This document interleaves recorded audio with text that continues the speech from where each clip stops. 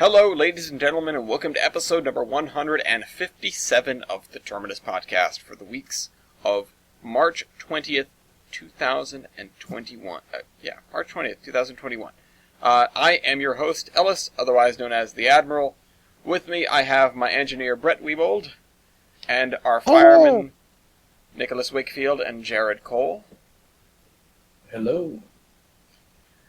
Returning as our brakeman is my son, Israel. Hello, comrades. Hello. And, before we get to a slightly adjusted podcast, we are in the process of transition, the train will terminate at this station.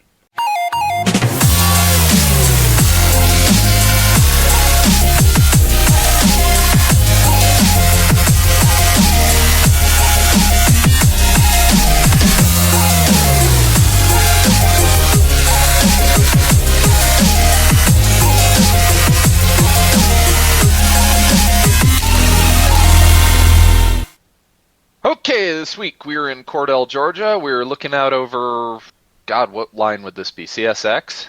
Yeah, CSX train came through earlier. So came out over the CSX line from our vantage point on a telephone pole. Just you wait. It's gonna be CP by the end of the week.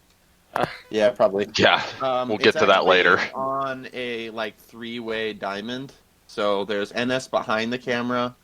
The line off to the left you see kind of behind those bushes is a Genesee and Wyoming subsidiary, and then CSX is the foreground. Okay. Orange plague. Everything the light and, touches shall be orange. Please don't copyright strike us, Virtual Railfan. There's a Has reason. that happened before? Well, we got in trouble when we used, cab videos that were already uploaded, but because this is a live stream, I'm not sure the algorithm will get us. That said, if we do end up having trouble with Virtual Railfan, because we're using their streams, we could always go back to Railstream, which never gave us a problem. Anyway. You hear that? Are you listening? Please listen. Oh, man. Railstream Railstream never gave problems. We've done that. Oh, yeah, we did that a lot, and if we can keep up doing a podcast on a Sunday morning or Sunday early afternoon instead of middle of the night on a Tuesday, then we can definitely start using cameras more again. And honestly, if this becomes regular enough with the way we're reformatting and how little we do this, I don't know, there may be with the way that we're formatting and how little stuff we get to cover, which we'll see, there may be some other changes in order. Don't know. Train news isn't so slow as it was when we made this bi-weekly. But anyway. The, Class 1 mental responsibility might get a really major shake-up soon, which we will talk about, but for now, we have crashes from Canadian National, Canadian Pacific, CSX, and Norfolk Southern. Starting with Canadian National on, March 5th, where they collided with a semi and just effing demolished it.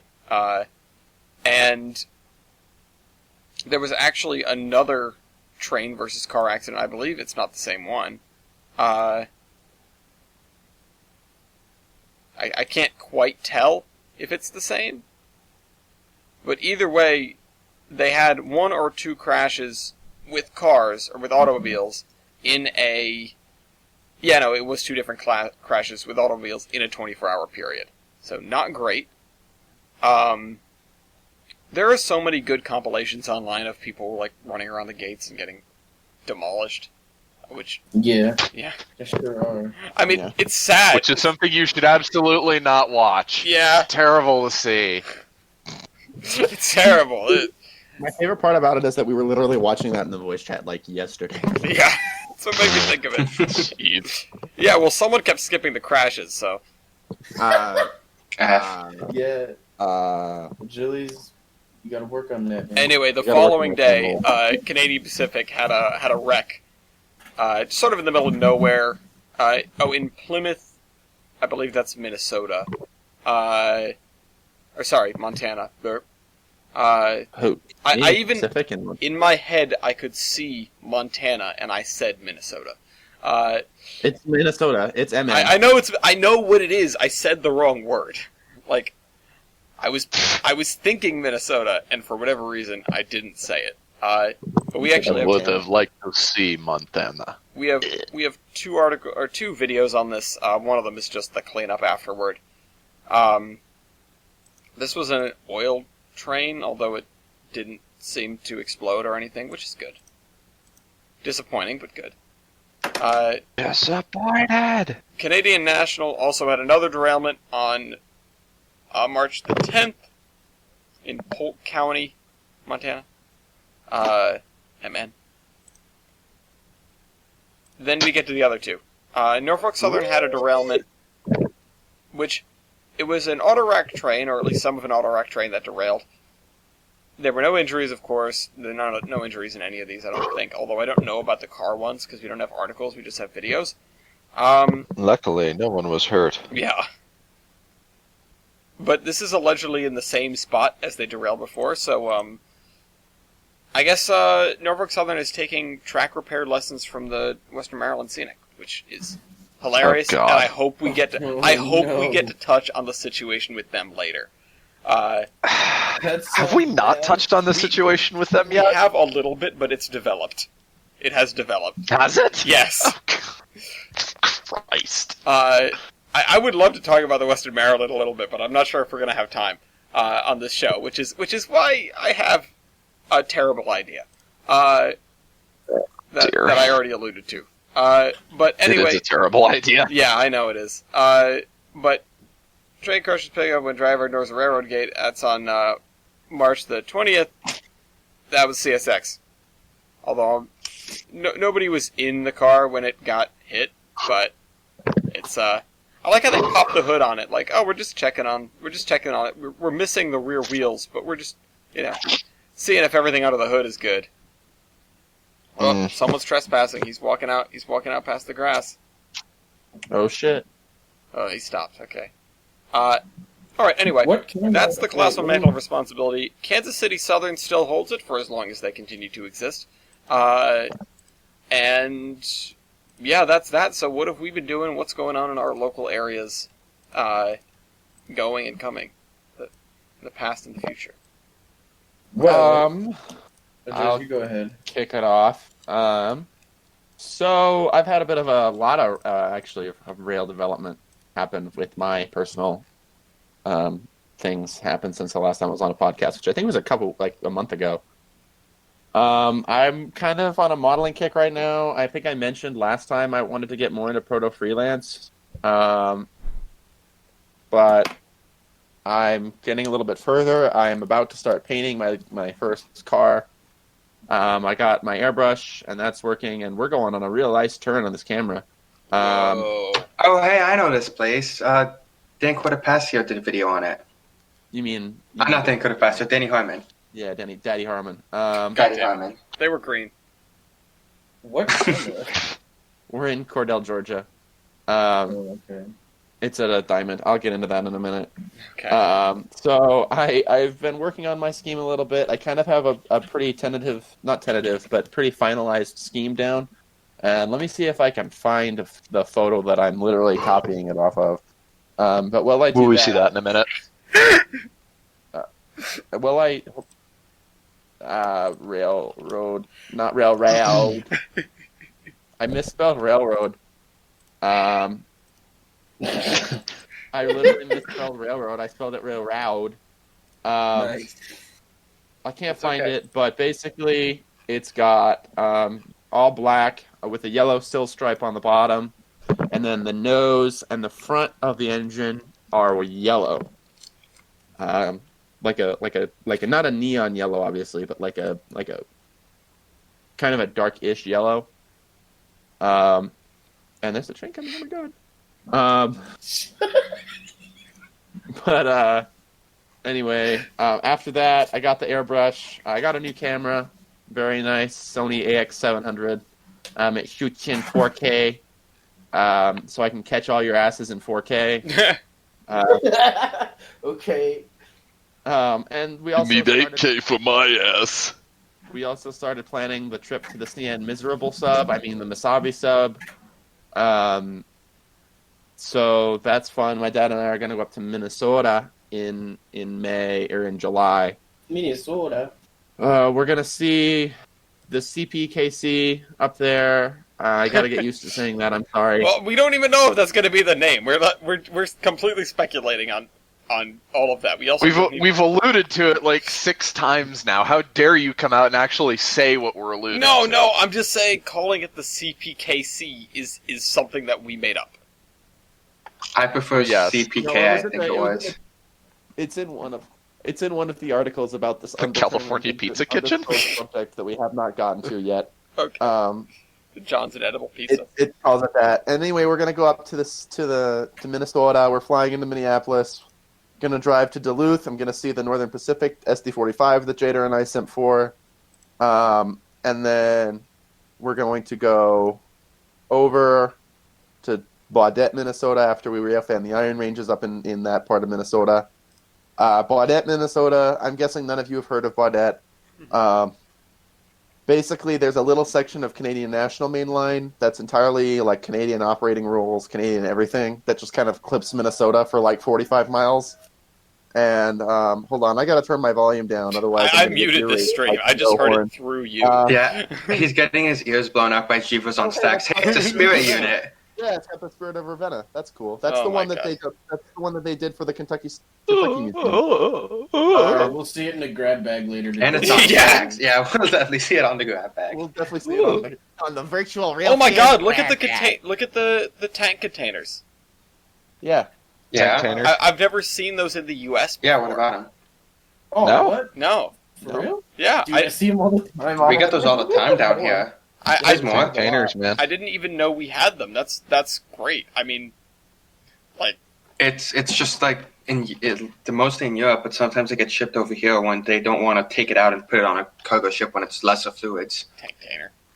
Yeah, when it's smaller quantities Hey. of fluids, they usually will just put it in one of those. Hey, let's try not to make fun of virtual rail fans grab bags. Listen, it's not like they're gonna. if they're good- Okay, it's not like they're going It's to not get like angry. we're at gonna us. see this. Yeah. Yeah, and it's also not like our opinion on the virtual railfan grab bag is going to make any difference in determining whether or not they literally say, "Okay, cool, you liked our grab bag, great, that's great." Yeah. Copyright strike. Oh, hey, look, it's more. Man, we were But gonna take your anyway- video down, but you like the grab Yeah. bag. You like it? You like the grab bag? The virtual railfan grab bag. Was I doing that wrong? Was I doing the pander to That's them wrong? beautiful. Oh, hey, it's Good. Yo, guys, PSR's coming up. Oh Guys, no. Wow, it has The a PSR. Wow, it's got a mid-train helper. Not like those don't have on every effing train here. Anyway, Flatlands would like to have a word with you. I don't get those. Anyway, The before I was Carlo rudely looks interrupted cool. over fucking foaming over Jeez. circular container cars. Jesus Christ. Chivo love stags. It's still Stacks. If we're gonna sit here and do this over every train that passes it, maybe it's best if we just watch somebody stream. Hey, you're the one that suggested You're the doing one that it. suggested watching this. I'm the one who sent the camera, I know, but I'm gonna be the camera connoisseur. But anyway, we're gonna go up to Baudette, Minnesota, and in Baudette there's that weird section of Canadian Mainline on the, I think it's the Rainy subdivision or the Superior subdivision. I think it's the Superior subdivision that clips like Minnesota for like 45 miles. It's literally like a Canadian mainline connecting two Canadian cities, but it just goes through the United States. And so we're going to spend a day on that main line, and then if the border's open, we're going to go up to Winnipeg, Manitoba, and we're gonna say- Manitoba. so that I can say, Oh, and sure. my dad can say, "We've been to Canada, guys! Hmm. Yay!" Oh, sure. Oh, Maybe sure. see some via rail. Oh, sure. Manitoba. Okay, guys. Maybe see some Jivos on stack trains. And Oh, we'll sure. see We like the Jivos- Jivo Sunday stacks. Oh, sure. Every time you do that voice, I get progressively more and more annoyed. Oh my god. Oh, It sure. could be better than saying it's Tuesday. Yeah, I was about to say it's Tuesday. It's cheese, Hey, Julius. yeah, bro. We're gonna make Achilles quit the podcast right now. Yeah, there he goes. All right. There you go. Anyway, I wanted to share with you guys, and this is sort of the reorganization of the podcast. Just quick stuff to get out of the way up here at the top, along with these stuff. Oh, God damn it! I've got a bloody nose. Particularly, okay, he's gonna die. He's gonna die. Wow. This is a bad day for Achilles. It's also a bad day. Vampire Strikes Back. It's also a bad day for the Orange Line. You know how we've talked about the MBTA Orange Line having those new cars that keep getting taken out of service? Yes. They just derailed a bunch of them, and now they're all coming out of service again. Wait, they derailed a bunch of Yes. them, like, simultaneously? Well, they wrecked a train of them. Not like Oh my god. not like wrecked, but like picked a switch and derailed, I think, 3 or 4 cars. Gee. Yeah. People have been claiming that it's the switch that was like not maintained, but the MBTA was talking about how they were doing maintenance work on that yard. Like, or that they had done it. So, I don't know, and then they just pulled all these cars out of service again so they could make sure it's not something with the cars. So, I don't think they're as certain as they make themselves sound. I mean, is anybody really certain of anything? No, it's... Well, there's 2 things certain: life, death, and taxes. Yeah. That's 3 things. Okay. I guess there's no response. I just... Wait, how is that 3 things? Death and taxes. You said life, You death, said and that- taxes. Come back. You said that there are Two 3. things. You said there are 2 things: life, death, and No, I taxes. said there are 2 things certain in life. Oh, in No, life. you didn't. Oh, okay. You might have meant to say that, but you didn't. We have it on Brain video. code.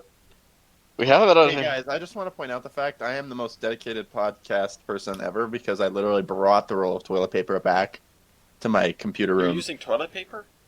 Yes, I'm using toilet paper. The paper towels are all the way upstairs Why in the don't you use a kitchen. tissue? You're gonna climb a flight of stairs. I know you're at your computer. You have to have a tissue box right there. I was gonna say. No, What do I you mean don't. you don't have tissues? I don't have a tissue box right here. Why would I carry? Hey, a bro, tissue box I right got here? We're not. We'll tell you when you're older. Moving on. I blow like once a month.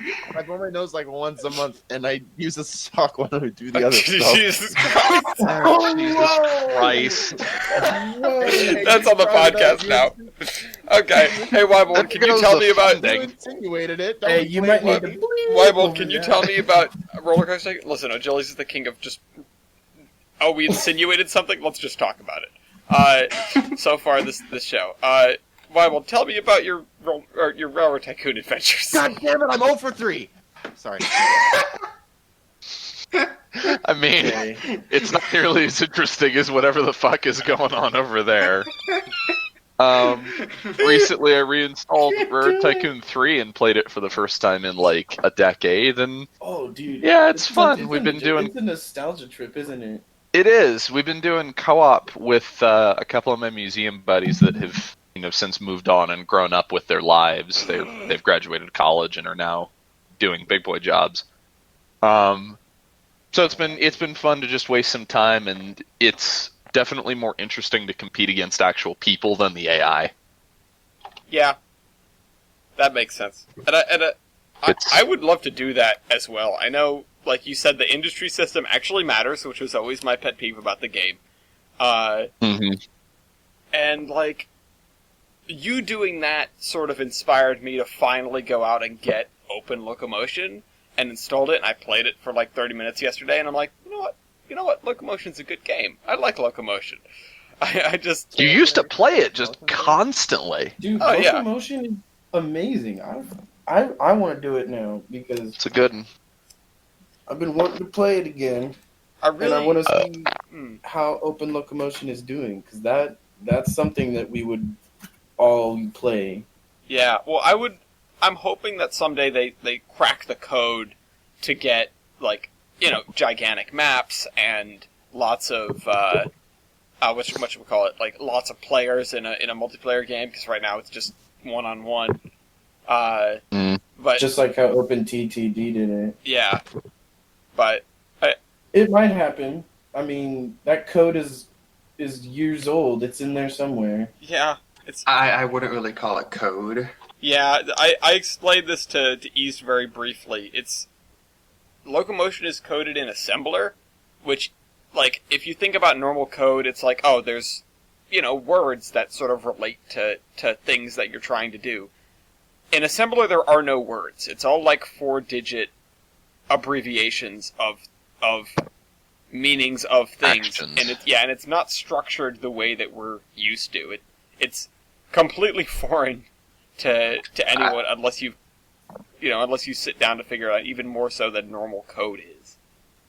I took a peek at the code and I looked at it for 10 seconds and I just decided, nope. Yeah, no, it's not. It's not the kind of thing to shake a stick at. It's like Chris Sawyer was a hardcore dude. He did almost all the work by himself to make his games. So, Yeah. He's still alive.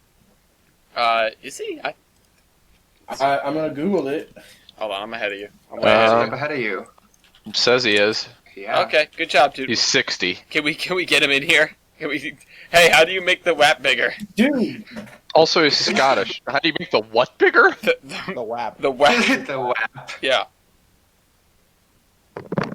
And moving on. Kidnap him. We'll just leave that there. Let's just leave that there. We're gonna. I killed a snowman. Do you want to kill a snowman? Do you want a second? I ran him over with a train. We had a record blizzard. I guess it was last week ago as of this recording. That dumped like 2 feet of snow in this period of 24 hours. So we went out to the museum, fired up 346 to plow out the railroad, and while we were waiting for 346 to make steam, I built a snowman in front of her. And then when 346 was ready to go, I ran her out and ran the snowman over. You're a masochist, Jesus. Playing with That's not a trains. that's not a That's massive. It's a kid if I ran myself over. Okay, Yeah. okay. It's sadistic, maybe. Yeah. I'm going to kill you. Yeah, but your name is Brett. I'm going to build you and make you beautiful, and then I'm going to run you over with the locomotive. Keep bringing the That's light but then again- take him out. It's also a snowman. So, or I'm sorry, or snow woman. God damn it. But did you give it tits? No person. A snow person. No, I did not give it tits. That's a snowman. Jesus Christ. Or does it have a Snow dick? person. Oh no. Do you? No, but we actually were able to use coal for the eyes and buttons, which is something I've never been able to do before. Yeah.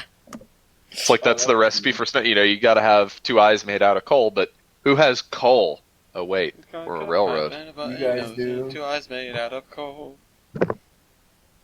So that was fun. Guys, But that's basically all I've done is we went out in the blizzard briefly to plow the snowman, and that. Well, Hold on. have otherwise stayed inside and played Rare Tycoon 3. Crazy. Nice. Alongside fucking snowman. Plowing snowmen. Please. Nice. Hold on. Oh wait, why'd I do that? That's for Marvel. I need to stop trying to do that on the podcast because it causes desyncs if I try to pull up a GIF. Alright. I wanted to throw in, because while we'll build a snowman, I'm hopefully building my new computer soon, because Nice. things are developing around here, so I should be able to get out of Chicago. I know I keep pushing the date back and back and back and back, but one of these days I'm going to hit the road. I have a wagon back, so that's one hurdle over. But the WNF has, basically, they haven't started building, but they've been doing the drawings and renderings of their new roundhouse in Sheepscot. I don't know, I'm super excited. I don't know where 4 and 8 are going to go in the meantime, but Elsewhere. yeah, elsewhere. It's not like they need a lot of room to be stored anyway. Yeah. I think, one of the stalls is going to be nice and long. The other 2 are going to be long enough. Well, One of them has a pit for servicing. Yeah. I mean, it's cool. I'm glad that they're doing this work. Also, somebody isn't understanding the rendering. While looking at the drawings, what surprised me is a lack of roof over the stalls except for the installation pit one. Yeah, because they didn't render the roof over that. They're just... Yeah, oh my goodness. They'll On an unrelated side note, I just found out that the corridor between the U.S., Mexico, and Canada is called the USMCA. So now I'm thinking of that with the YMCA sound. Like, it's fun to stay at the... Like, I can't... Ooh, I was MCA. gonna talk about how it was to come. What? The Yeah, we wanted it to CUM. be the Oh, yeah, that's Canada, right, it U.S., was. Mexico. I think we talked about that on the podcast a while ago. CUM. It wouldn't surprise me. Well, I mean, we already talked about it Unfortunately. enough today. No? No laughs? Okay. Alright. Not everything No. has to land. Nothing. Nothing. Crickets. Please don't get a soundboard. Nobody get a soundboard. I already have one. Alright. Well, He says, Don't- with a distinct lack of crickets. don't use the soundboard. Anyway. Alright. If, that covers everything in our necks of the woods, everything that we want to bang out. Well, What's up? Metra actually awarded Alstom for a $775.4 million contract for an initial order of 200 multi-level Alstom coaches. 5 head coaches. Yeah, 5 head coaches. These things were 17. tall. 38. They're gonna get I blown like over. the 5 head coaches. It was in January. The board of directors approved a $1.8 billion purchase of up to 500 of these coaches to replace those aging gallery cars. As neat and clean as they look, they're getting pretty old. Yeah. Bless Bless you. But like, you could definitely get better coaches than these. Stupid I fat don't know. coaches. They just don't look that good, and they're gonna look weird with their 40s. Yeah, they're definitely You gonna look look weird with that weird. 40s. Soon, Metro's gonna have Chargers too. I guarantee. I mean, it's... They just... They ordered the SD70 Maces. Wait, what are... No, What? That sounds like a badass name, to be honest. The Mace. Damn. They ordered, it's SD70 Max. Max. M-A-C-H? M-A-C-H, yeah. Okay, that's even cooler. That is even cooler. It's rebuilt an SD. They're rebuilding SD70 Max for Metra. I don't know when the hell it's going to be done. Dude, I can't wait to see that. Are you kidding me? for some reason I remember 2023, and I have no idea why that date's in my head. I can't wait to see that. Alright. The new Metro coaches look like they just flipped the Pacific Surfliner cars on their head. They do, actually. A little bit. You know, here's the Metro coach. Here's the Pacific Surfliner coach. I'm just Like, one's a 5 head, and the other's just a villager from Minecraft. huh? Yes. Hey, James, What do you? Yeah. Yes. do you want to talk about the Sierra Northern Railway thing real quick, or no? Did I take that one? You did. No, I but didn't. I thought you did. No, I just have NP. I have the NP, the Tennessee Pass, and hydrogen. The hydrogen thing, yeah. Oh, is that what that is? Oh, that's Yeah. what that is. Do you want to talk Okay. about that? Man, real I quick? feel like we should Yeah, probably I think- figure out what the articles are before we grab them, but you know. Well, you know, So- it takes work. There he wasn't goes. Me, actually, that wasn't me. That That was was kinda that was easy. So, like, Podcast accidentally. The Woodland, California-based Sierra Northern Railway will build a hydrogen fuel cell-powered switcher under a nearly $4 million grant. I'm trying to hurry so that we can get to the big thing. From the right. California Energy Commission, the new zero emission will replace a Tier 0 unit in order to show the potential of hydrogen fuel cell technology and reduce Yeah. Wait. transportation air pollutant and greenhouse gas emissions. Yeah. Wait. Tier 0? yeah. Like, no, I thought as you went up interior emissions standard got better. Yeah, but Yes, Tier 0 is everything that's not Tier 1. Tier It's 0 is technically- everything before, like, the AC 4400s is Is considered it Tier Tier 0. 0 because it doesn't run on gasoline? Also, No. I'm all for like testing new stuff. But Come on, but- get a better body style. Wait. No. I get what you're saying. Like, I get what Weibold is saying, where like as you go up, it gets better. But this is like entering Yeah. the -1 value, where it's like you're not even on the scale. You're just, Right. there. Okay. like no. So it's an imaginary locomotive. Yes. Yeah. It is not. Yes. It is not less emissions. It's no emissions. And so like as you go up, if you think about like the Well, hold on. No. Tier 0 is not no emissions. Tier 0 is just like anything that predates emission standards is considered Tier 0. I thought Yeah. this thing was Oh my supposed to be God. tier 0 as in. Okay. No. Anything that... I mean, this doesn't Okay. really have a tier since it's not a combustion... internal Yeah. combustion locomotive. Okay. That makes sense. That makes more sense then. Okay. If tier 0 is like steam engines and shit, that makes sense. No, Steam And I don't engines are even- tier -5.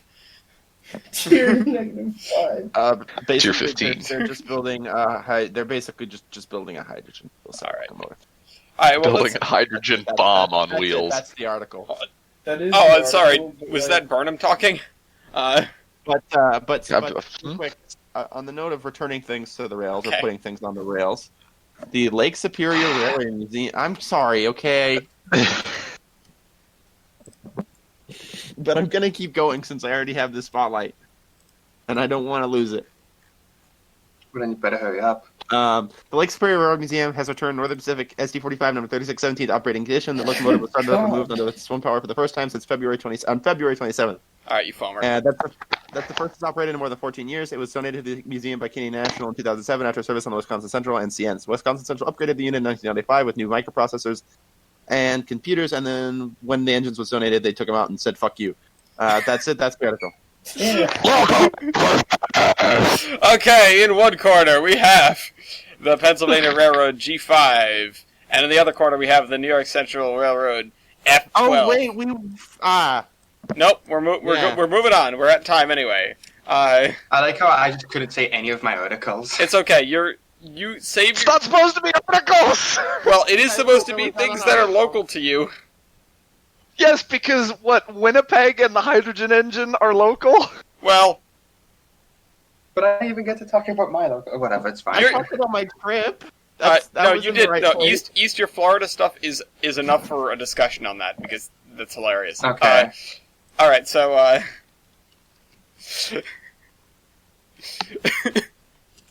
I can talk even faster, though. Were you guys impressed by how fast I can talk? I can talk faster. All right, bet. no, let's Later. not. Let's not. He's gonna start singing Guns and Ships. All right, let me get a good picture. Well, actually, I have this picture. I don't need. I don't. Okay. God damn it. No, I don't want to send a message to Kavan. We're on top of the podcast this week. Listen, we're making changes. For some behind-the-scenes reference, not only are we revising the format of the podcast fairly significantly, we're recording this one at... God, what is it? It's 11:30 Mountain Time. Whereas 1:30 typically, PST. typically we film this very, very late in the evenings. Yep. So this is we're not really in the headspace for the podcast right now. We also do have, the virtual railfan thing tells you what time it is on top, like the time and date. Oh, do we? But don't look at that. Nobody look at that, and don't listen to what Weibold just said. Okay, so Of course not. we have. We're doing this right on time. Oh, shit. To be fair, we Oh, are actually yeah. doing fairly well. Once we talk about our stuff, I think cutting local service at half an hour in is smart, and then you have half an hour for and then you have an hour for discussion, and then you have like 15 minutes for wrap up, which isn't the longest thing we've done, and it's not too bad, I think, for everything we need to cover. Or maybe like 45 minutes. We for shall see. 15 minutes. Blah blah blah. Either way,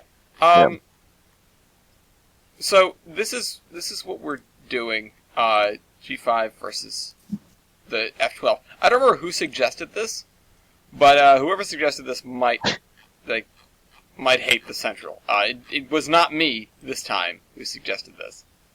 So No, It was suggested by Bellis Bamelio. Yeah. Uh-huh. Well, you know.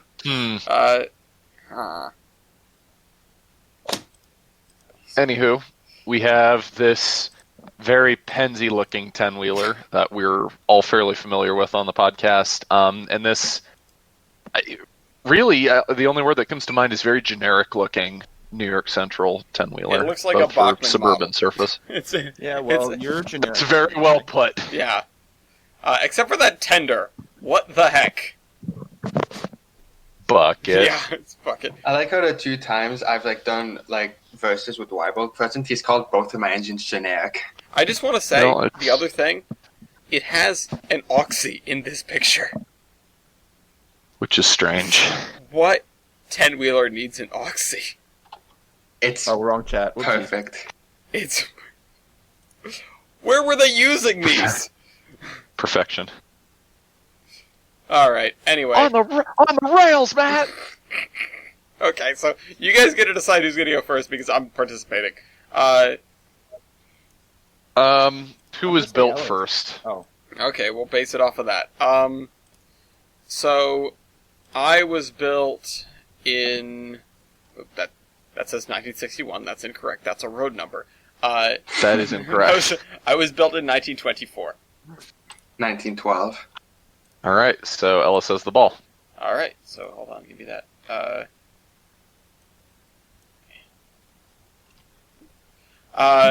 Damn, 1912. That is old. Yeah, it's a old boy. It seems. Old Can boy. I shrink this down so everyone can see the engine just a little bit better? That'd be cool. It's at the Rare Museum of Pennsylvania. So. Let me look at these 2 engines real quick, and we'll start with the ones that I feel like I can definitely win. For example, Firebox area. It's a rough one. sorry.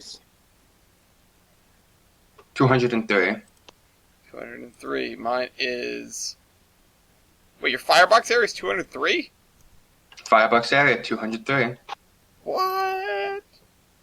Why is my what? Mine is 177. Yes. That's interesting. Okay, carry on, East. Okay. Damn.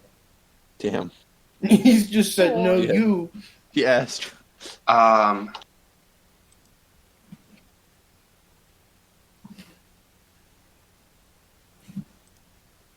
You can do it, East. I believe in you. Let's do. Do what? A good. You know what? Let's try something. Let's do driver diameter. Driver diameter. Oh, that's an interesting choice. Okay, my driver diameter is 68 inches. Yes. I knew you were. I had a feeling you would be so close. 69. Nice. Nice. That's also a way to be that guy. Yeah. Okay. Your turn. Okay. So, gonna try evaporating heating surface. Evaporative heating surface. Okay. So, mine is 2855. Okay, 2649. Yeah. Okay. I keep having to tab back and forth now. Doing things. Okay. So. Let's do superheating surface. 540. 140. Mine is 613. Combined heating surface. My combined heating surface is 3,189. 3,468. Okay. That is what it is. Let me look around for a second. You should have 2 points, right? Just making sure. Yeah, it's 4-2. Valve gear. Walsh. Really? What both Walsh and Stevenson, but Walsh is better. Okay. Okay, that's fair. Alright, I also have wall shirts. I was just looking at yours. Okay. Alright, your turn then.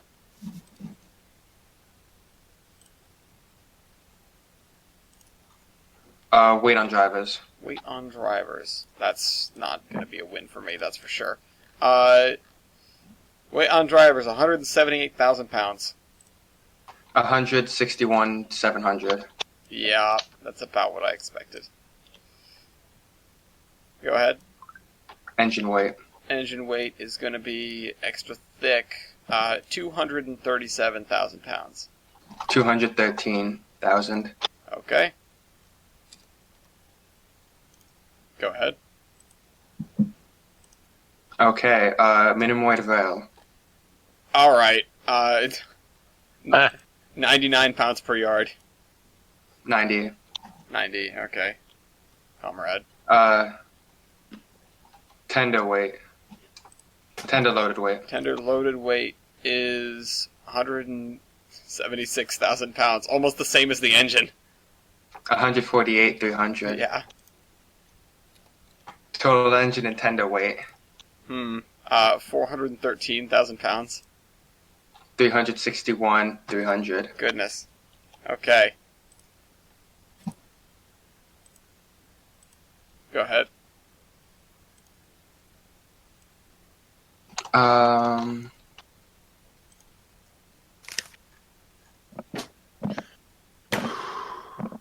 Not playing smart over Let's do Power M1. MT. here. Power MT? Okay.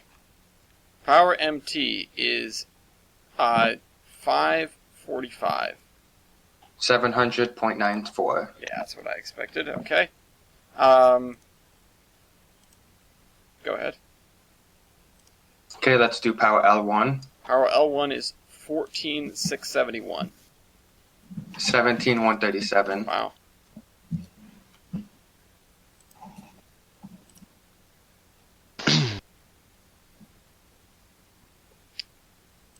Let's try driver wheelbase. This might be a Driver wheelbase. risky one. I don't know about this. This is going to be really close, I think. It's going to be close, yeah.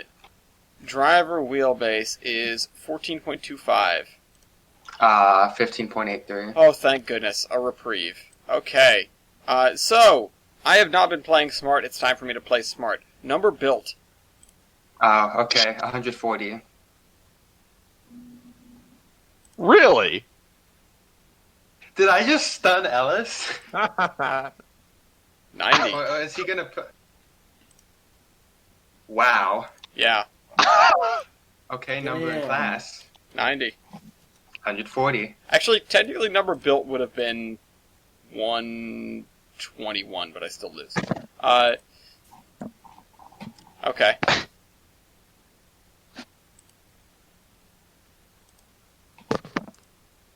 Okay, let's try flue/tube length. Flue and tube length. 15 feet. 14.92. I was hoping because Wow, that's close. Slightly larger wheelbase. 14.92. Okay. Well, damn. All right. My easy win is out of there. Okay, we'll try this then. Loco base ID. 5546. 118. Ouch.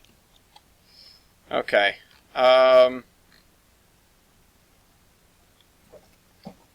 Boiler pressure. 200. 205. Don't say it. Which is, I was going to say that's strange because part of me thinks it didn't actually run at 205. They just rated it slightly differently because the interval for safety valves is 5 pounds. It actually ran at 201. Or Well, 20. my guess would be it actually ran at 200, but for whatever reason it was rated to the max pressure of the low or the mid pop or something, Oh, okay. or they rated it 5 above, or I don't know. Tractive effort. I'm inclined to believe you, Weibold. 31,004. 41,300. Ouch. These things are chonky. Yeah. I believe they were the largest 10-wheelers ever built.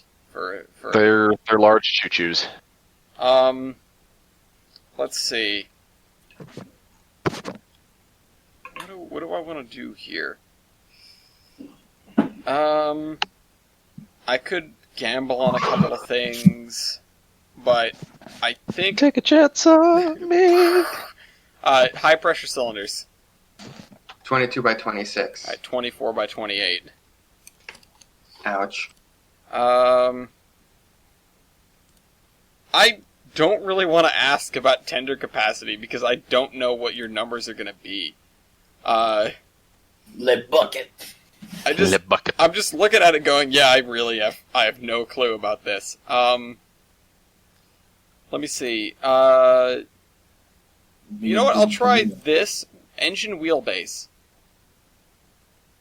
Engine wheelbase is 26.87. Yes, 26.50. Oof. Okay. Whew. I gotta think.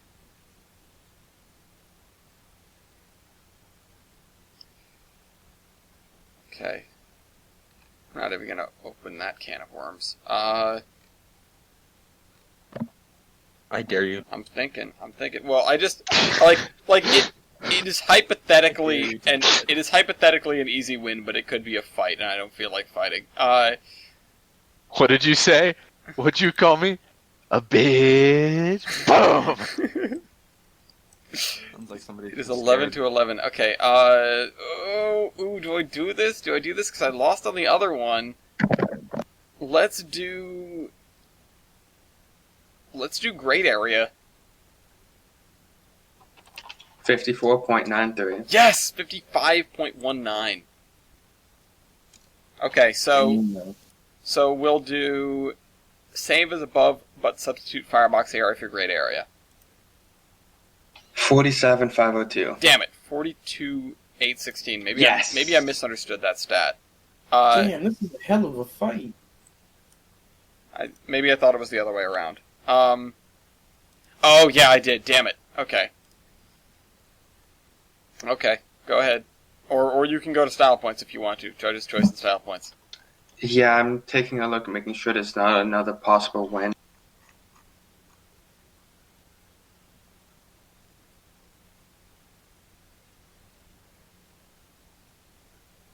Hello? Yeah, he's thinking.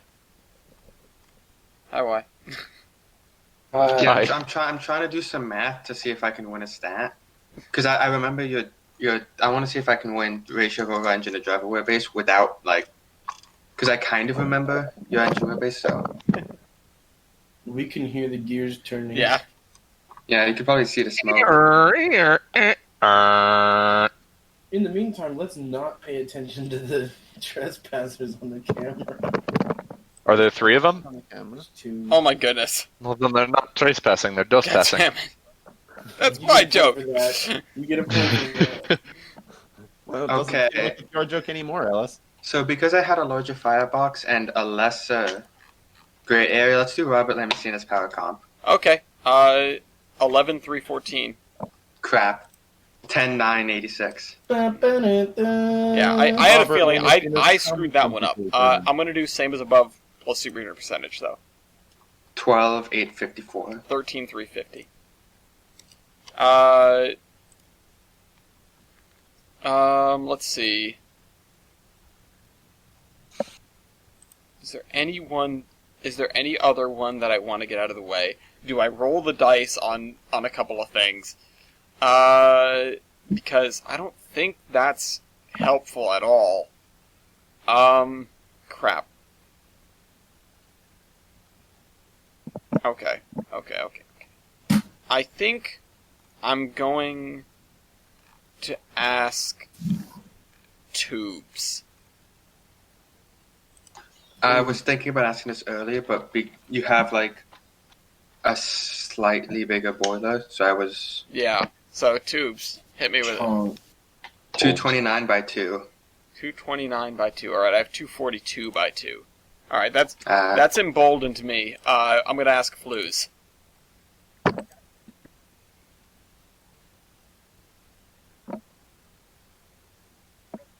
32 by 5.375. Oh!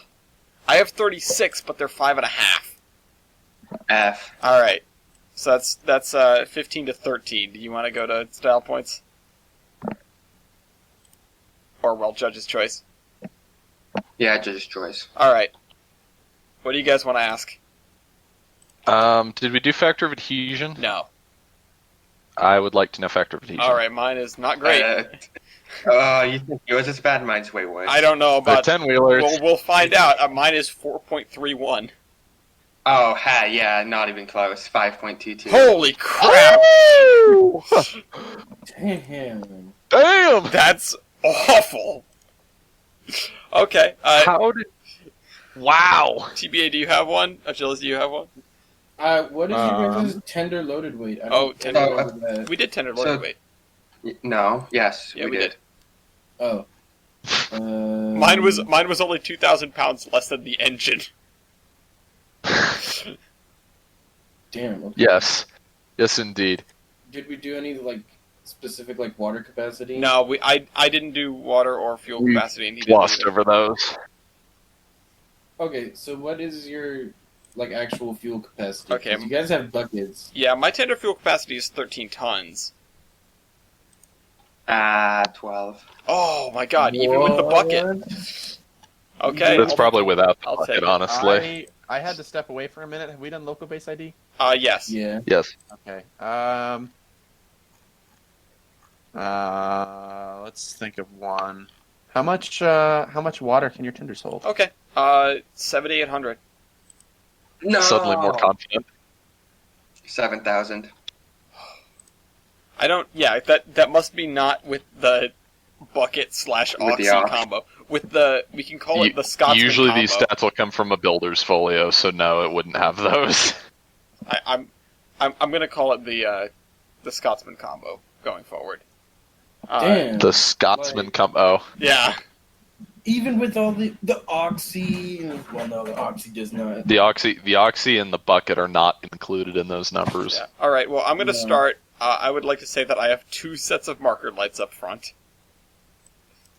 because that's a thing. Yes. Take your points and leave. You also get a point for the wheels. Your wheels look sick. Yeah. Yeah, you have pinstriping on all your wheels. That's pretty Pinstriping, cool. That's the word. As far as paint goes, yeah, absolutely. I always give the paint stat. Mhm. I definitely have more sand than he does. Yes. I've got a girthy sand dome. I mean, his is fairly although it's dependent on the engine by the looks. I'm looking at pictures of his later versions. Oh, I see. I'd say you certainly have them in the beginning. This one photo I'm looking at, it has what looks to be an equally girthy sand dome. Wide. Okay. Hang on. Let me throw the image in chat. All right. I'll take that one off then. I'll call it a wash.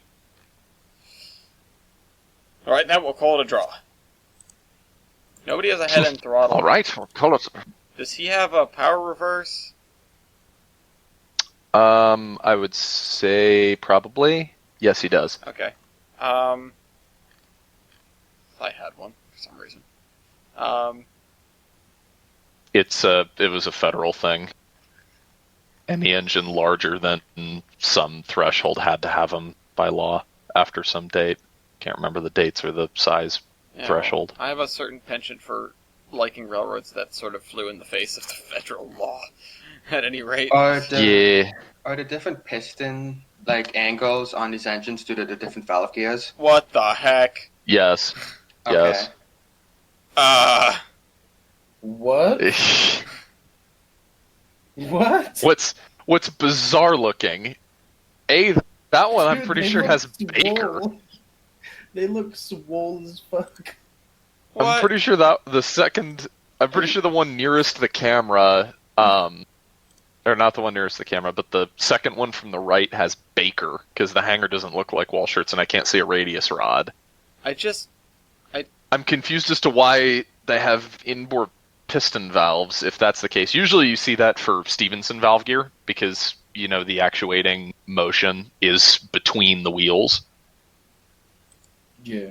So rather than having it reach back through the frame, they just go straight forward. This is why you don't let the New York Central build a class of 140 locomotives. This is atrocious. They look like they're flexing. That is. Is that Baker? He already won the point for that. They look funny. No, you tied because you both had Walshert. Oh, that's right. That's right.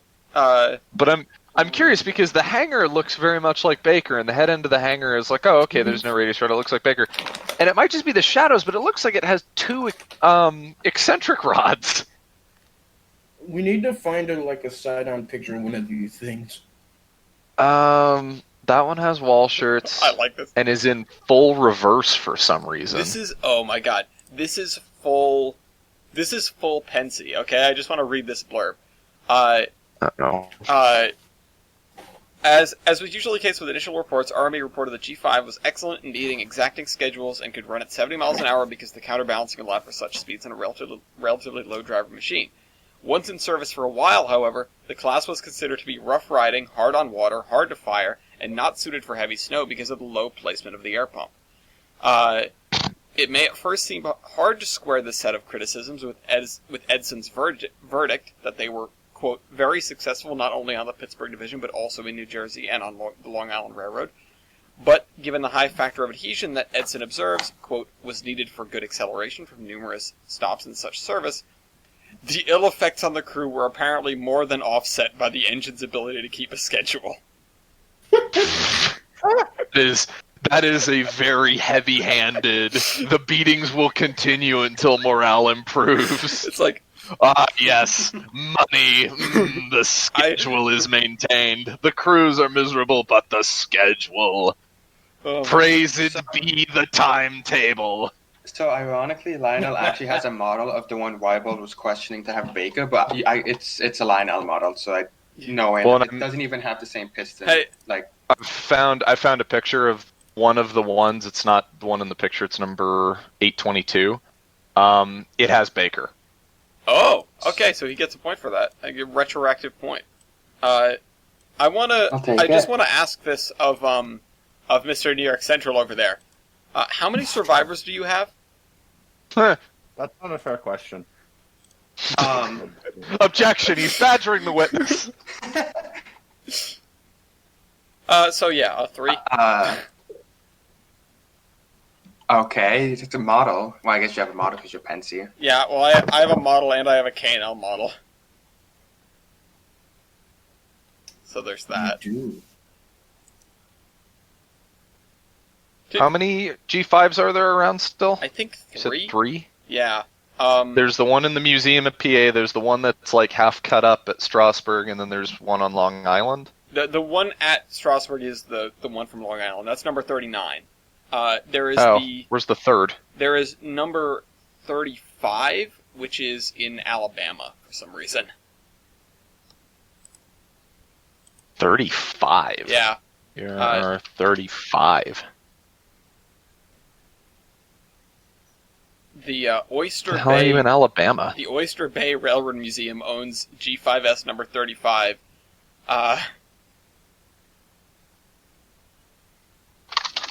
Yeah. Oyster Bay Railroad Museum. There are no photos of this engine. Yeah, no, it doesn't surprise me. Oh, that's why. Why? Oh.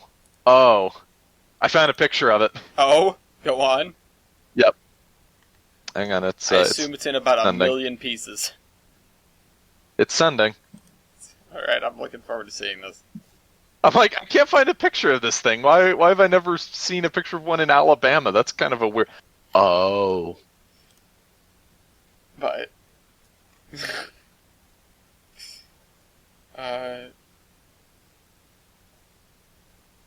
It's also one of the former Long Island engines. It's not a... Well... Yeah. Is it still sending? It's still sending. Yeah. So 35 and 39 are both former Long Island. Oh, yeah. That's not much engine there. Burler. 35 and 39 are both formerly Long Island Railroad engines. The only ex-PRR G5 that still exists is 5741 in the Rail Museum of Pennsylvania.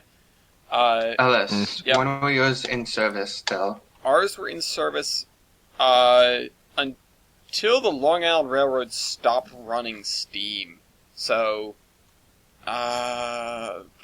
Yo, doesn't Ellis get a style point for the Belpaire Square?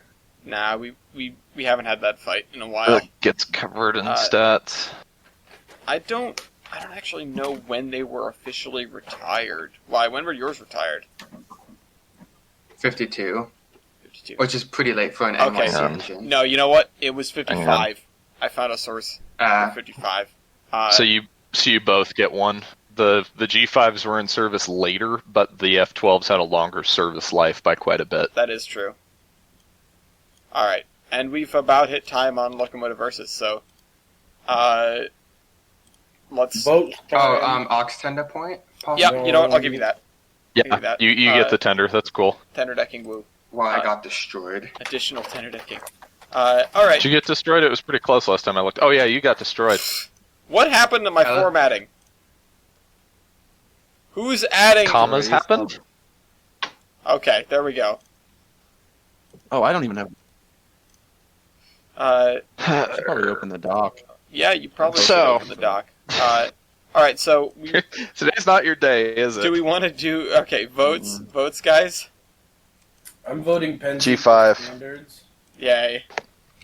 And Wow. screw the central. The central thing looks stupid. Ooh, Wow. I'm not sure it looks stupid. Wow. No, it looks stupid, bro. I hate. I don't like the way I the hate that K4s haircut. look, but I like the way the G5s look. I think it works better with the engine being just a little shorter. that's fair. I like how, and I will mention that the G5s, and I didn't even pull this as a style point. It's 24 to 16. The engine Dude, there, it looks- the boiler that they used for the G5 was not the one that they used for the M1 L1 K4. It was a different one that they used for, so the G5s and E series. So that would be a The consolidation. Atlantics. Oh no, yeah. Sorry, one Atlantics and consolidations. So this was like their smaller universal boiler. The H design. series. Yeah. So it What was. about the C series? It was sorry. C series is what? Oh, wait, series those. is, yeah. So it was the H10, the G5, and the E6, I think. All had That this was the boiler. big Atlantic. Cool.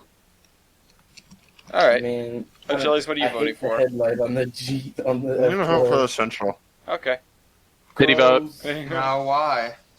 Pity vote. Sorry. Two. Oh, I just realized I was doing push to talk to my mom. That's That's You've excellent. been in the game too long.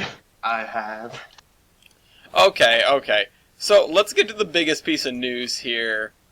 I mean, we might not The get. ghost of Teddy Roosevelt. Do we want to cover any of the other stuff first, or are we convinced we're going to spend the entire damn podcast on this merger?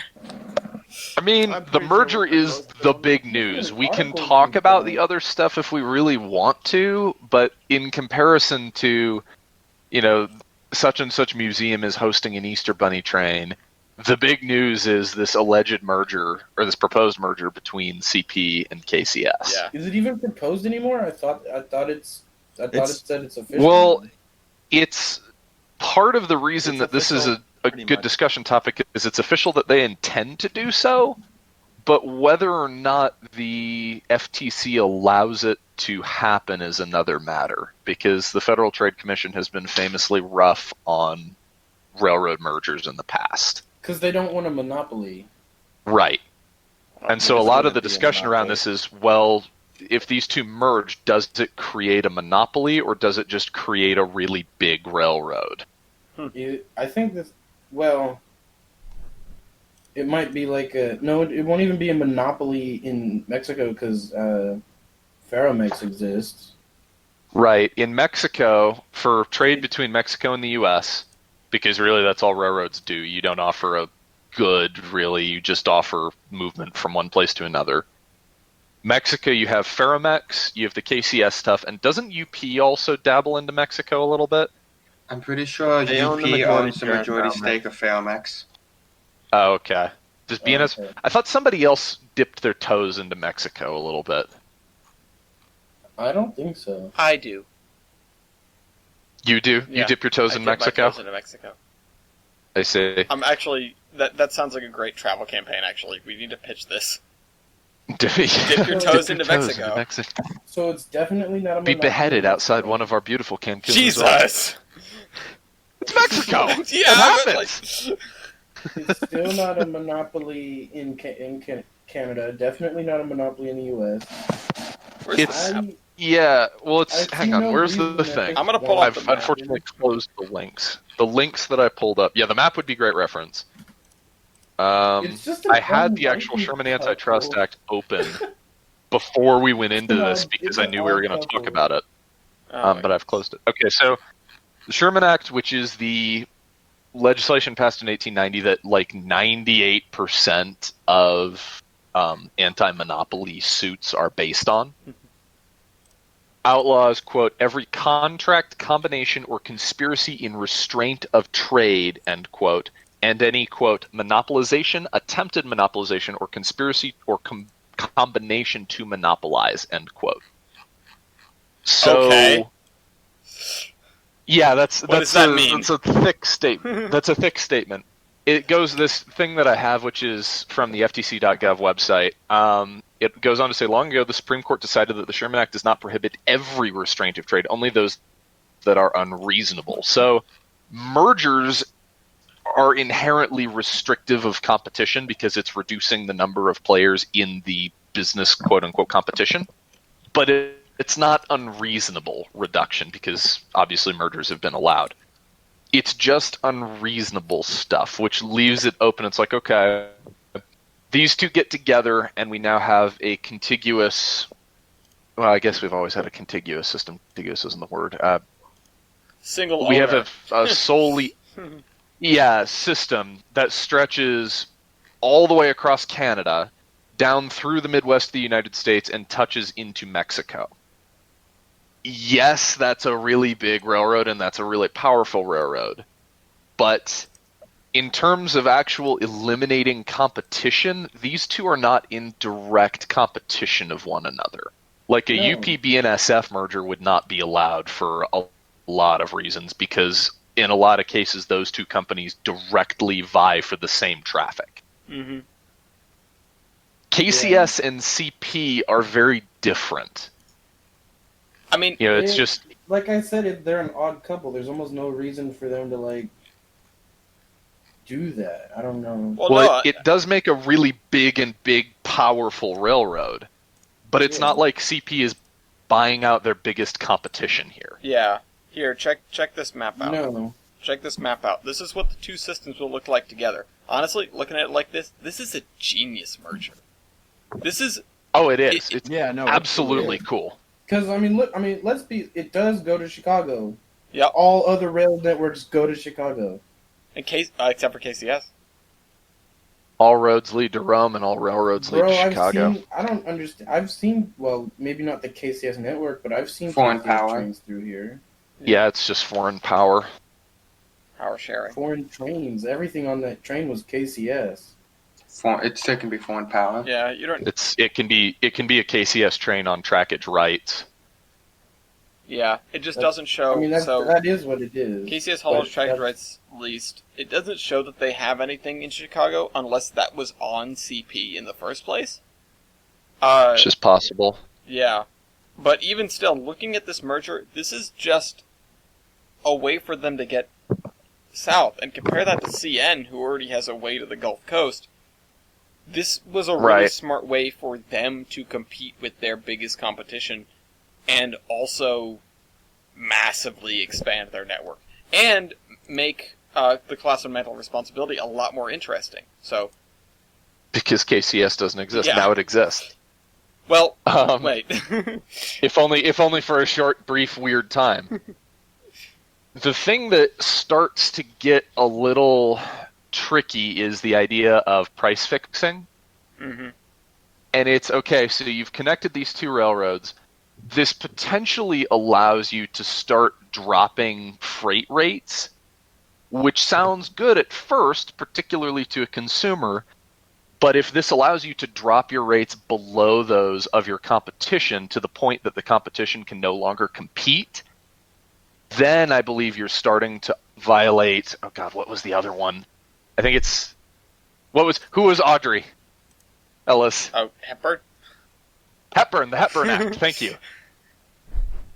The Hepburn Act was, I believe, a Rooseveltian piece of legislation that had to do specifically with the rates at which railroads could conspire with each other and the rates at which they could ship product. And it didn't set a minimum rate, but it did set a maximum rate. So you couldn't, although you could theoretically put these two lines together and use that to drop your rates to the point that you railroad CN out of local markets in the Midwest. You then cannot use CN's ducking out of the market as justification or reason to railroad your prices as high as you could possibly want them. Gotcha. Because there is a maximum set price for railroad rates. Mm-hmm. So I don't know. I don't think the question is whether or not this merger is monopolistic. It's just whether or not it could lead to monopolistic practices. Yeah, and that's a really good point, and it's a really good distinction. Personally, I don't think that's what they're after. I think you kind of hit the nail on the head, Ellis. I think this is a means for them to compete better or on, more level footing with Canadian National. Yeah, It would make them like the biggest railroad on the western continents. I mean, you're not wrong, but think about it like this. Say all they wanted to do was get to the Gulf Coast, right? They just tried really hard to get to the East Coast with Searsport and trackage rights to St. John because they bought the CM&Q.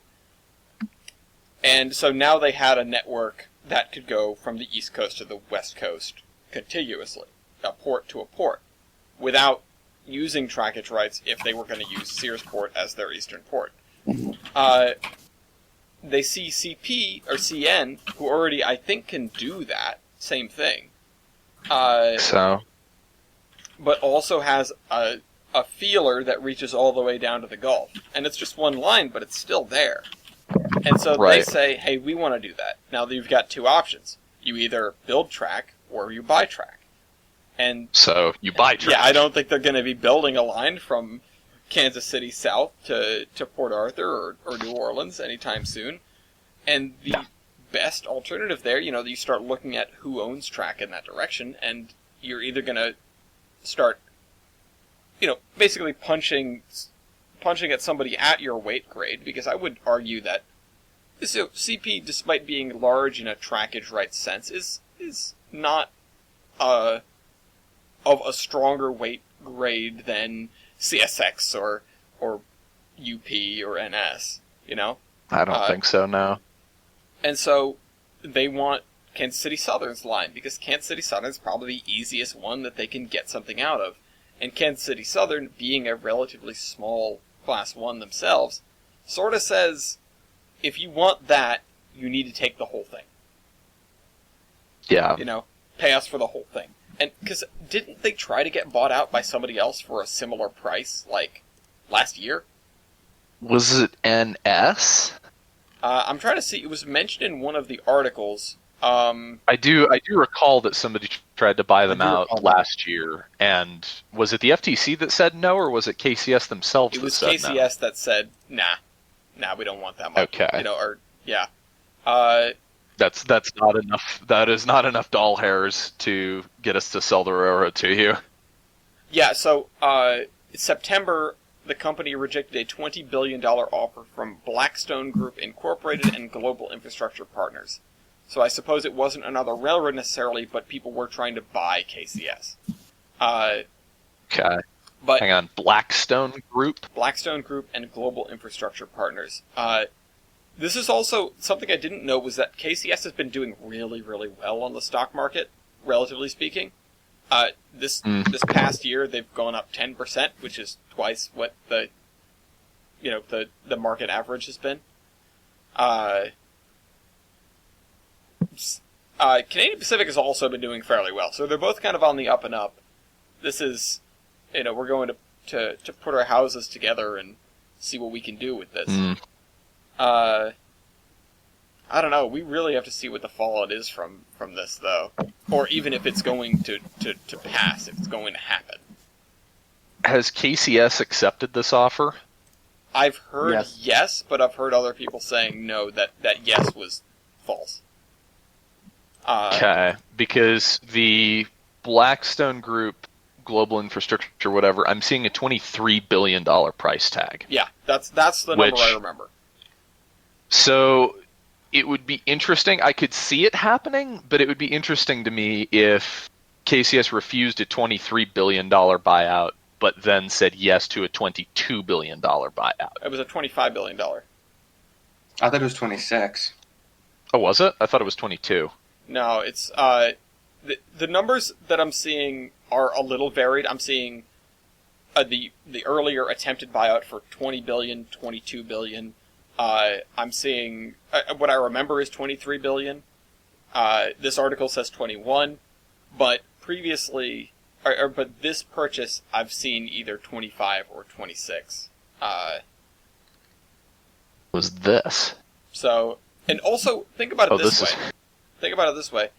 If you're a railroad, right, and a development firm is trying to buy your railroad for X dollars, right? Even if you were approached by someone offering the same amount, but that someone was a railroad, you would probably take that money instead. Because I mean, I could see that, but if based on the numbers I was seeing, it's $1 billion difference.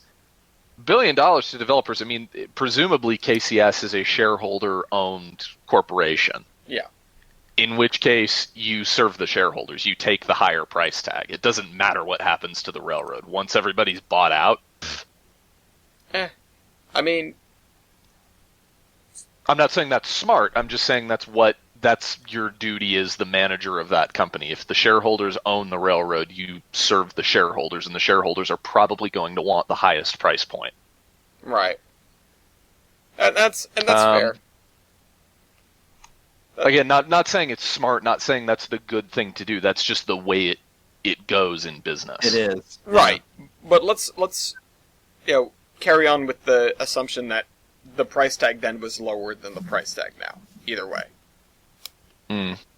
So, because every time I've seen the two prices compared side by each, the previous bid was always lower than the current bid. But Is it side by each or side so by let's assume that this extra few $1 billion or whatever has done the deal. They've thought about the idea of selling. It's like, okay, if you add a few more billion, we'll do it. Which, man, those are words that I would like to say in a serious context someday. Yeah. I mean, I also do want to throw this out there. Yeah, you work for the shareholders, etc., but there's no reason you have to be short-sighted about it. Like, oh no, yeah, that's how it tends to be. But absolutely, I could see them being like, no, we'll take the slightly lower price because it gives us better future prospects, which is what I was really trying to get to. Where even if it was a different price, I think getting mergered by another railroad that extends your reach dramatically is a way better deal than being bought by a development firm who is basically just another manager. Well, and here's the other one. We've spent the entire time on this article thus far looking at it from the perspective of Canadian Pacific, as if they were buying out KCS, which I guess they kind of are, but at the same time it is technically a merger. Looking at it from a longevity standpoint from KCS's perspective, being merged into CP grants you access way beyond what you currently have. Right now, the biggest city you serve is Kansas City. This would allow you to serve Chicago, Milwaukee, Buffalo, New York City, Montreal, and Vancouver, among, countless others. And Detroit. And Detroit and Minneapolis. That's good there. Can't forget Mexico City. Oh yeah, dude, absolutely. Like this, like I said earlier, makes them huge. This and is that's not just a buyout. This is something that would actually be very beneficial to both companies. And I was seeing something earlier that's saying it's not an outright merger. It's more the holding companies are going to merge, though the railroads will be kept sort of separate. We'll see how that goes. Like, the giggle. It's like a sort of Standard Oil of Illinois, Standard Oil of Arkansas type thing. Okay. Wait, TBA, what were you saying, though? That this is good for KCS because, look, now they can ship with people in Canada or ship with people in the Midwest like they couldn't before. Yeah. It's a huge deal. This is called winning at Merger Mania. Mm-hmm. So Honestly, you I said was how... thinking of, like, locomotion is happening because there was a lot of talk about big numbers, big money numbers, Mm-hmm. and I was like, look, locomotion is happening. It's 2021. All the companies are making billions of dollars. Mm-hmm. But no, this is interesting. This is fantastic. I mean, This is a big deal. yeah, I'm Big deal. for upset sure. at a loss. I'm not nearly as upset about this as I am about the other merger. Which, hey, if we're You gonna, know what I'm upset about though? The What? name of this thing. Come on, don't name it CPKCS or whatever. I mean, I don't CPK. think any of that's official. well, hold on, Ogilly's. Go They, in. they could always... Official name. Yeah, that's the official name. They announced it today. What is it? Canadian. CPKC. What does it stand for? Ugh, Canadian Pacific Kansas City. gross. Honestly, that's not that bad. I don't think that's that bad. So the total combined trackage of KCS to M, KCS, and CP is 18,161 miles approximately. BNSF is still almost twice as large as that, Yeah, at so 32,500 miles. it's a little different. It's a little bit of a thing there. Oh man, I just forgot how math works. I just forgot how hours worked. I just went, oh hey, if we allocate 20 minutes to each discussion topic, then each of us can get a discussion topic done in an hour. Somehow thinking that there were 100 minutes in an hour and not 60, because I'm a moron. Because decimals. Yeah. Big brain. So, well, okay, BNSF is big. Yes. Apparently, I guess not as big as either of these combined, but does BNSF transfer into Canada or Mexico? No, but UP does, and UP is only slightly smaller think than they go to BNSF. Okay, no, No, you UP is can bigger. about UP though. No, I'm saying UP is slightly smaller, but they own a majority stake in Vermont. UP is bigger Yes. than BNSF. BNSF does Yeah. poke into Canada. Okay. And BNSF does go to Canada, yeah. My home and native land. Okay. Well, I mean, No, Union Pacific's smaller by around 400 miles. yeah, UP is not bigger than BNSF. We think of UP as being bigger, but they're smaller system-wise, and they actually yield a lot lower returns than BNSF. Domestically, BNSF is the carrier to beat. Yeah. Hey, it was a good merger. It's too bad SPSF. It was a very good merger. Unlike SPSF. I disagree. Look at that paint scheme. All right. On the Yeah, topic it's ugly. of merger- It's Yeah, literally yeah. hideous. What are you talking about? Sorry, TBA, go ahead. I wanted to segue away from this because I just did some quick math. Astute viewers of the podcast will have watched me open a calculator really quick. So if we wanted to do 5 discussion topics, we can have one major one that we spend 20 minutes on, and then 4 smaller ones that we spend 10 minutes on a piece. And, Okay. and that way We can do everyone that. gets to go around the horn. We just have to agree on what the biggest story that week is, which, I mean, there's no contest here. Right. I think that's something that we can do every week. Yeah. We can figure out what's the biggest topic. You said every week. Oh And fuck. then- no, I'm kidding. Anyway, on the topic of mergers, Yeah. The Pan Am deal that went on a while back, Vermont Rail System has filed an objection to Objection! Yeah, objection to CSX acquiring Pan Am. No, I love this. I hope someone stops them. Someone has to stop them. I'm upset about this. What merger. is VRS? Vermont Rail System is like a Vermont Rail little. It's a small, like a. I guess you could call it a regional character. Hold on, let me pull up a map. Like, are they a Three. class 1? Are they a state-owned thing? Are they a terminal railroad? They're a short line. They're a class 2? Yeah. They're a class 3 or 2, one of those. Yeah, they're a class 2, They're and they're class sort two, of apparently. like a conglomeration of smaller Of a lines. bunch of different little railroads. Okay, so they're it's like a, they're basically a localized holding company for class 3s. Yeah, that is also Okay. sorry, Good way to put it. yeah, that is put together by VTrans. So it is What is VTrans? VTrans is Vermont Vermont Transit System. Department of Transportation.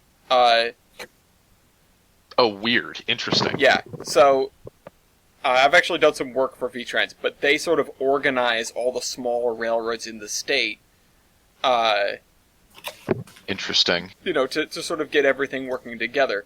Now, I just sent a map. You have some that I've actually never heard of before. The Twin State Railroad, the Clarendon and Pittsford Railroad. But you have Pan Am, which owns a section, which is the former Rutland. The New England Central Railroad. The Green Mountain. The Washington County Railroad Company, and the Montreal Main and Atlantic. Also the St. Lawrence and Atlantic. They don't actually connect to anybody else in Vermont. They just sort of go through the corner. So this was we have a holding company, quote unquote, that is like it's a federation of small railroads that all kind of work together. And Pan Am was like, hey guys, I'm not digging this deal so much. I'm out. And the others were like, no, you can't leave. That'll screw us all over. And Pan Am was like, too late, and fell back into the arms of CSX. Yeah. Okay. And now all of the former pals of Pan Am are pissed because they're losing out on whatever benefits having Pan Am in this federation group. Yeah. Well, and it's Okay. if you think about it like this, Pan Am, aside from the New England Central, which I believe is a G&W property, aside from that, Pan Am Sounds like it. is the largest railroad that is part of the Vermont rail system. Okay. So, and what I'm trying to get at is that's not very big. So it's a lot of smaller Right. railroads. Pan Am being the biggest of those doesn't mean it's a big railroad, but now Pan Am is becoming CSX, and now they're going to have to deal with the adult in the bounce house with the toddlers. So, Genesee and Wyoming will operate Pan Am Southern, a joint venture between Pan Am and NS in Massachusetts, New York, and Connecticut. NS will get trackage rights over the CSX Boston line, and VRS has taken issue with G&W taking over Pan Am because they're basically saying that, hey, this guy owns a lot over here already. You're taking over Pan Am. You're not directly taking over us, but you're kind of taking over us too. Yep. And we don't like that. The New England Central, the St. Lawrence and Atlantic, and now the Berkshire Eastern, I suppose, the Berkshire and Eastern, would be three of the small handful of railroads that are in the Vermont rail system now all owned by one company. And it says 5 of the Vermont rail system's 7 interchange points would be controlled by Genesee and Wyoming. And the other 2 by CSX. And no, the other 2 by... I suppose those would be the northerly ones, so they're Canadian operators.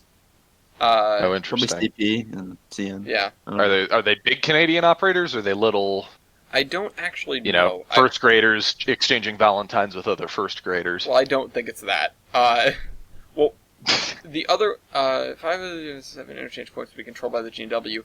So if I'm looking at this, there's... And let me pull up the map so the audience can see. There is the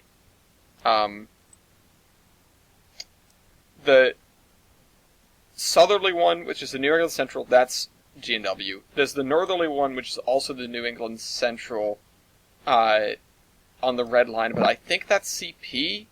The Montreal Main and Atlantic and the St. Lawrence and Atlantic, I think both of those are G&W. And then Pan Am would be G&W. So that's 1, 2, 3, 4, 5. One of them, I think, leads to... Yeah, one remaining, I think, leads to Canada. The other remaining, I think leads to New Hampshire. If I had to hazard a guess, I would need to pull up a. I'll pull up a railway map. You can choose death or New Hampshire. Yeah. Either way, not great. So, Vermont is making waves about this, and I don't think Vermont is the only person that's complaining about this. Oh, sorry, the Clarendon and Pittsford is one of the connections. The other one is... Is the Montreal, Maine, and Atlantic a G&W property, or no? I don't think so. Then that's the other one. So, the connection... So, the Northwest connection, the St. Lawrence and Atlantic connections, the... Oh, wait, yes. Montreal, yes, Maine, I and lied. Atlantic, I'm pretty the sure. MMA. Yeah, the MMA. The MMA, That's pretty awesome. Oh, sorry. Then the other connection is from St. Johnsbury. I didn't even know this. Oh, no, that's... Why is this on the map? It doesn't exist anymore. Or maybe it's just showing up wrong over here. But the Twin State Railroad that runs from St. Johnsbury to the east is not G&W. So, basically the only two connections that you have to the state that aren't G&W are now on two tiny short lines nobody's ever heard of. The Twin State Railroad and the Clarendon and Pittsford. Twin State being in reference to Vermont and New Hampshire? Yes. I guess they do kind of look like they're 69ing, huh? Alright, yeah, well, you're not wrong.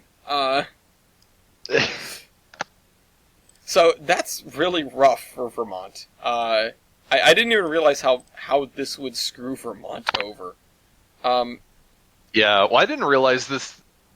I was figuring this was kind of CSX buying trackage through the middle of nowhere, and Pan Am was, it's going to screw over the potato farmers that said screw the railroad 50 years ago. This stands to be a pretty substantial upset if you've got 4 or 5 railroad companies that stand to be effectively wiped out by this. Yeah. 7 interchange points incorporated with G&W. A major point of contention is the New England Central Connecticut River line between East Northfield, Mass. And White River Junction, Vermont, which is used by both New England Central and Pan Am. If Pan Am were to become a part of G&W, suddenly one character would control the Connecticut River line, thus, quote, eliminating independent rail service on the corridor. So it would be like a monopoly over there. Yeah, basically, it's a weird outfall of this deal that suddenly you're monopolizing Vermont, who is hardly in the Pan Am game, but, yeah. So they're not in the Pan Am game until it ceases to be the Pan Am game, at which point it all becomes one thing. Yeah, it's now the G&W game. But that's that, and I don't think this is the only outcry that we've heard about this, but we'll have to see where this story goes. I want to be the one to say that the photograph that they used for this article is gorgeous. Oh yeah, it's Vermont, man. It's the covered bridge, the grassy hillsides and everything. That's an awesome picture. I think I know that bridge. I think we modeled that bridge on the NAB&W, God rest its soul. I do like that bridge. I'd literally like to go visit that bridge one day. But for another follow-up, I wanted to come back, and this one I'll make quick because we're running a little over time on different things. But I wanted to touch on Amtrak a little bit, namely their response to the privatization plan that we talked about last episode. Now, hang on. The privatization plan is in we want to introduce this very limited private interior service on the Northeast Corridor? Well, remember that also paired with we're going to replace the staff, and we want to add all these trains, and we want to build this new maintenance facility, and the proposal suggested it could expand the capacity to meet travel demand over the next 20 to 40 years. They said they would operate travel. They said they would operate 160 mile per hour trains and include triple class service for coach, business, and first class, also known as what Amtrak does right now. But Amtrak spokeswoman Beth Toll said in an email that the railroad had corresponded with Ameristar, and I mean, you can read through this article, the first one, but the answer is generally, ha ha ha, no. So, just to bullet it out, they said they would make a centralized facility in Delaware that would employ 150 people. And Amtrak is like, we already employ 1,000 people at our equipment maintenance facilities in Delaware. Are you going to eliminate those? Someone goes...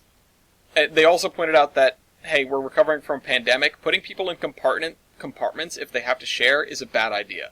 People aren't going to go for that. No. The third thing was... So, this is what TJ mentioned last episode. He's like, so, Ameristar said they could revitalize the corridor for $5 billion, and there's no way they can do that. It's currently estimated that they would need $42 billion of repairs that need to be addressed first. That's a lot of money. Yeah. You can almost buy 2 KCSs with that.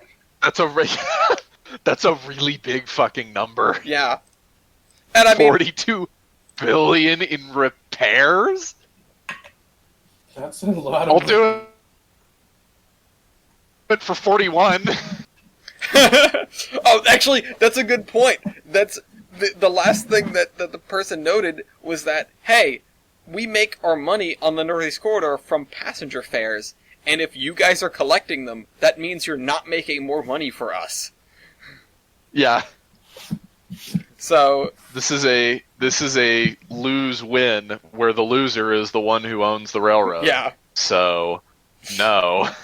So and they noted that, hey, all these things you're proposing, the connection to Long Island, the changes south of Washington, the things that they're... Oh, what was that? The other things that they're changing on the... Oh, what the heck just happened? Bandicam just broke. Thank you, Sus. Okay. Sync. And I'll do it. Sync. Alright, so I'll have to fix that in post, I guess. I'll have to cut all that shenanigans out. So... I think that's the first time in 157 episodes we've had something like that. I mean, it's the first time I've ever run out of space, and it still says I still have 319 gigabytes remaining on this hard drive, so I don't know what's going on. I do Alright, remember then. last time I was on, we had technical difficulties halfway through, so maybe I'm just a curse. Maybe you are. I blame you. Anyway, the short man, version like, is that the- Amtrak's already trying to do the things that Ameristar proposes. And on the bright side, Amtrak is also resuming daily service on 12 long-distance routes. Let's see, here's the list.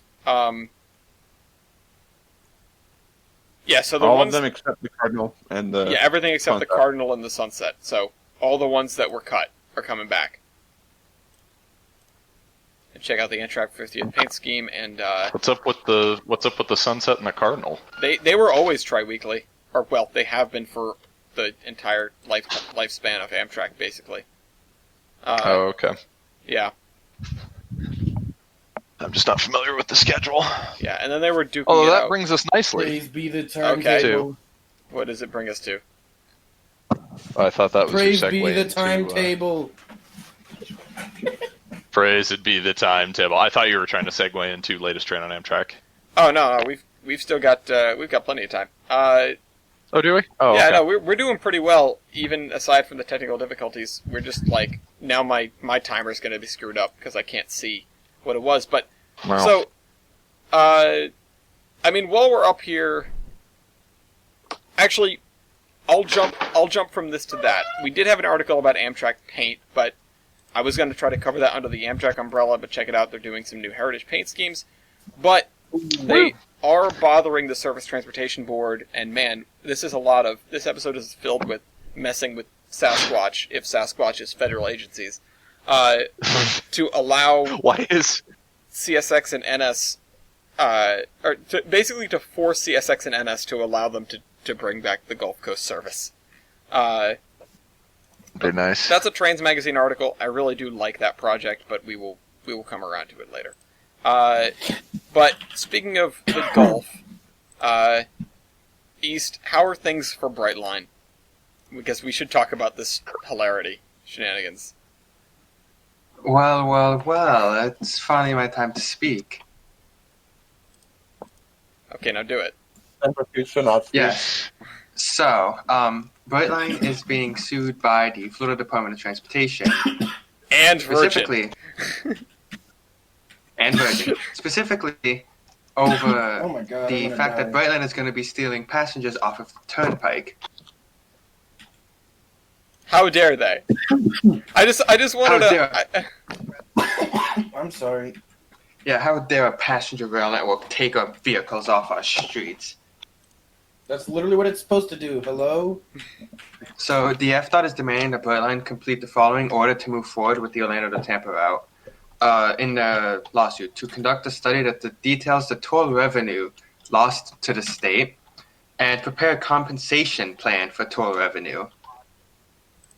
So basically, they're asking them to pay for any lost profit they would have made due to Brightline's running from the Orlando to Tampa corridor. Because, as far as I'm aware, Brightline is going to be running in between, I-5, I think? I don't know, it's down here, it's called the Central Florida Corridor, from Orlando to Tampa.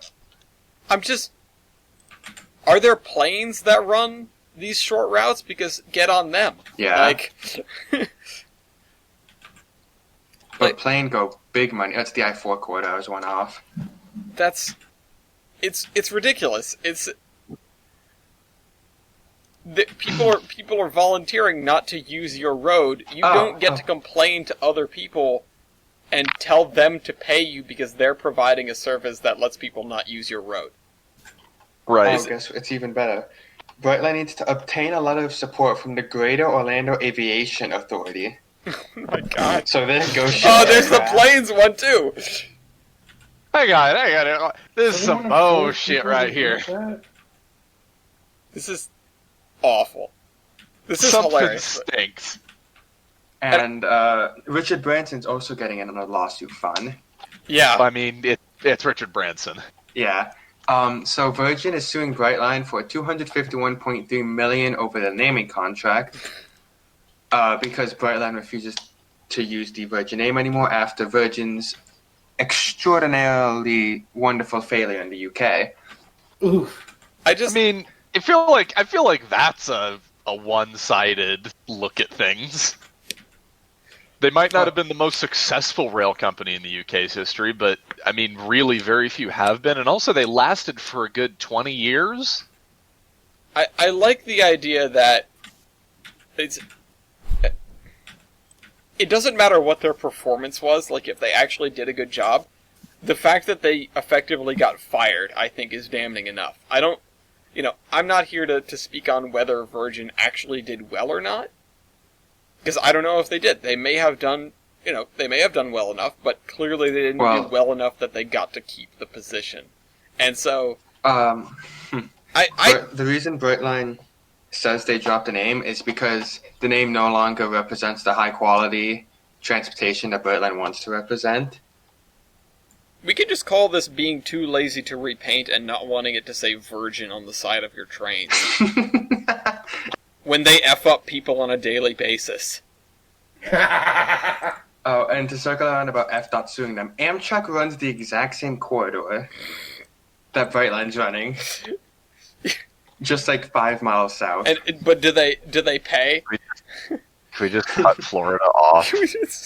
I have a gift for this. Like, we were talking about freight contracts, and this all kind of makes sense. You know, it's been a very litigation-heavy episode, but it's like, oh, okay, these are the effects, these are the agencies, these are the rules, or whatever.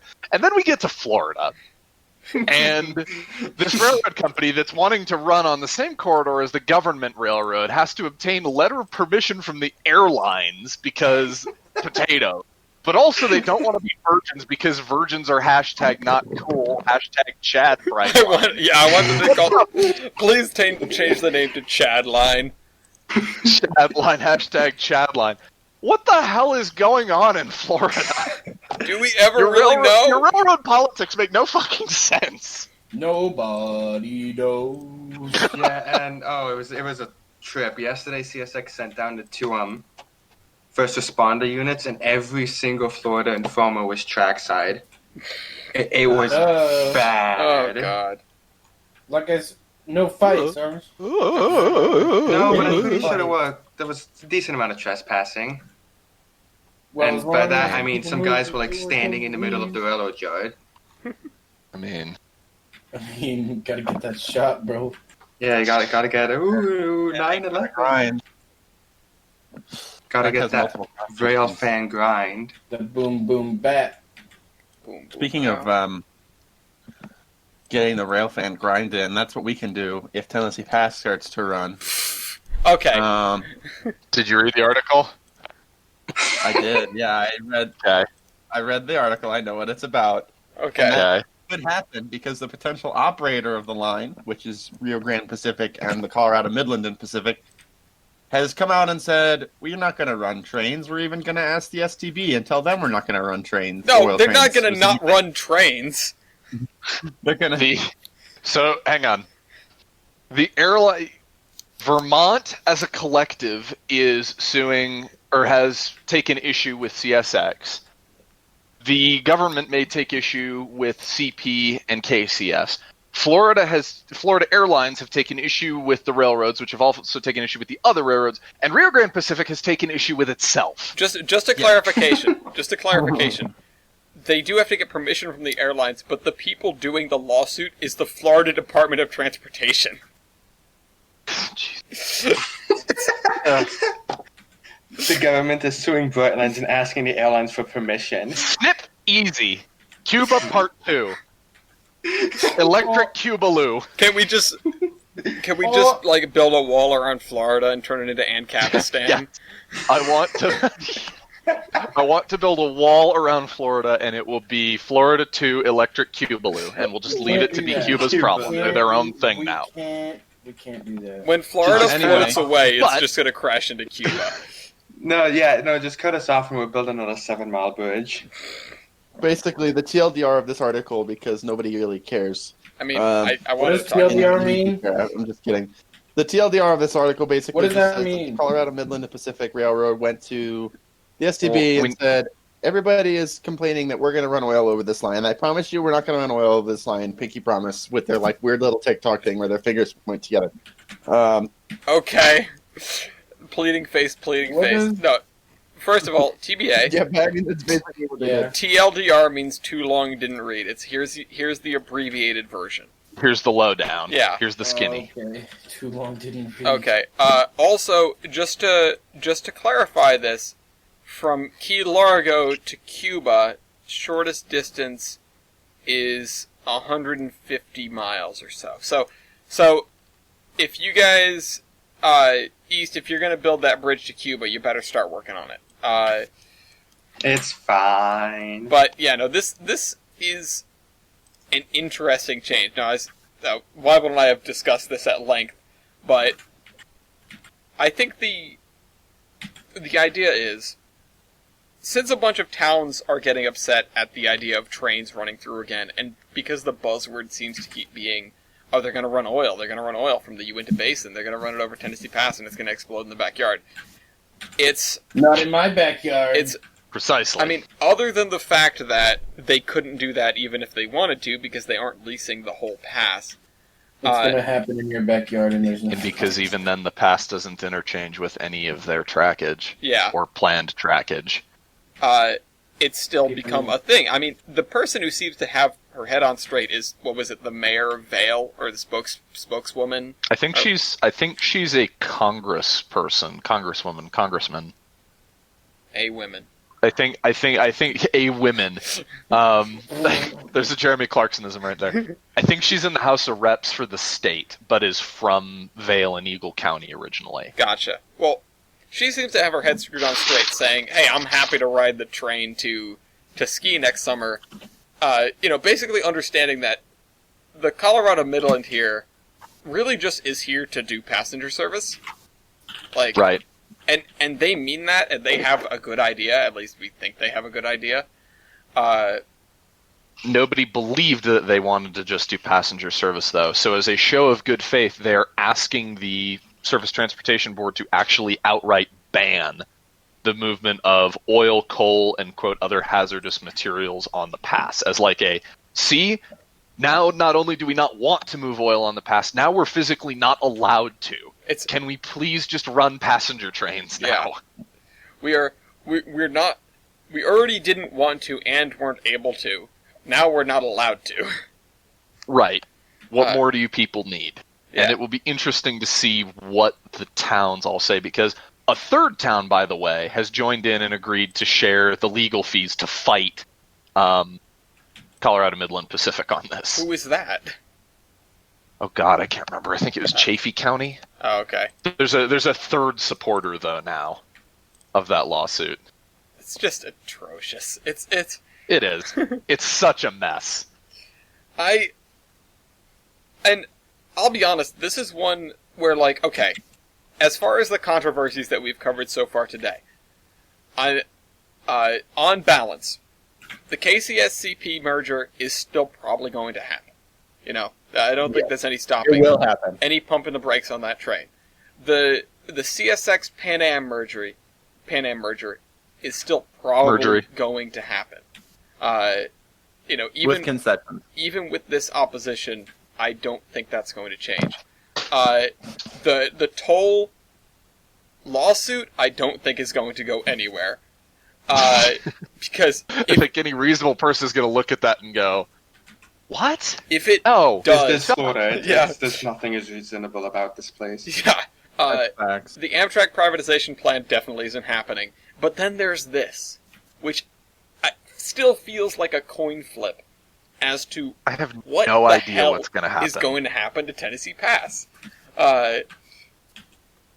Like, I think something is the answer. I don't think it's going to continue to be basically abandoned trackage. yeah, I think something will happen in the next 5 years or so. What that is anybody's fucking guess. yeah. I mean, probably we're going to have a tourist railroad open there. Wouldn't it be nice? But no, this is Potentially commuter service from the airport to Avon, sorry. Yep. Potentially freight service, over the pass in unit trains day in and day out. I don't know. yeah. I think on balance, I would say, we could do the whole CGP Grey Brexit bookie thing and break down percentages. But I think the plurality of percentages, like 40% chance that we see, 40% chance that we see this commuter operation start in some form. Maybe that's a little high, but like the other chunks of the pie are maybe a 20% chance nothing happens, a 20% chance it goes to Dr. Evil and he starts running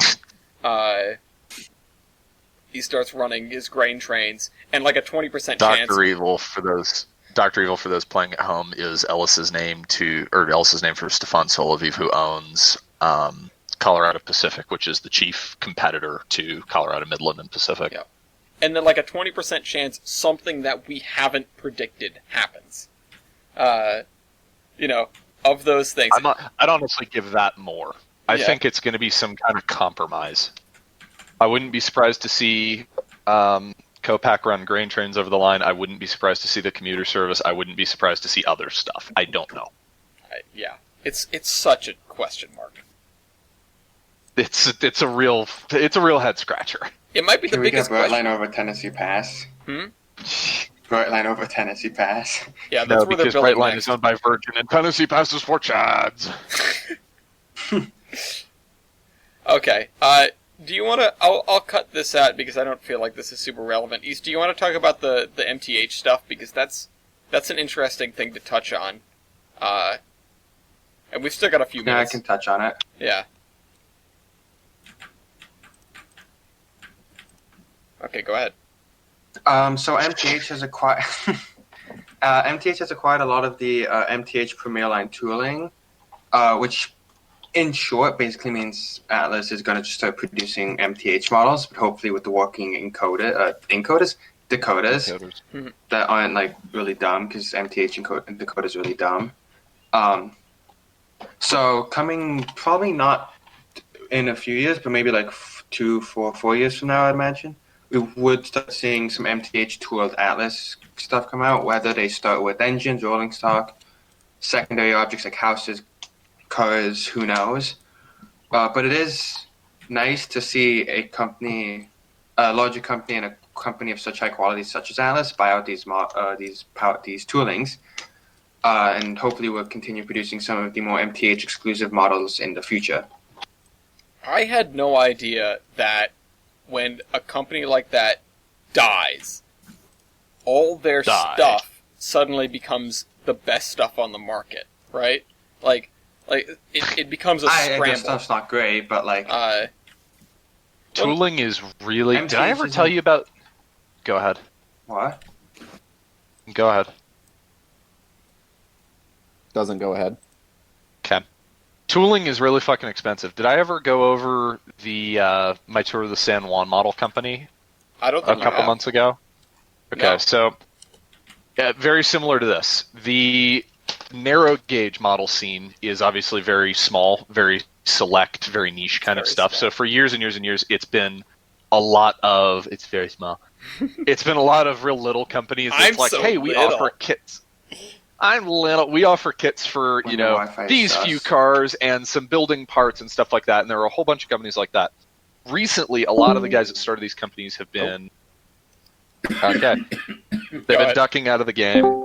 And he's back. He's back, and he's back. Yeah, that's my wife They've been killing no, it. you're fine. They've been ducking out of the game, passing away, whatever. One of the larger companies, San Juan Models, has purchased a lot of them and consolidated the tooling and the brand under one umbrella. And they set up a manufacturing facility not far from the museum. We got to tour it a couple months ago.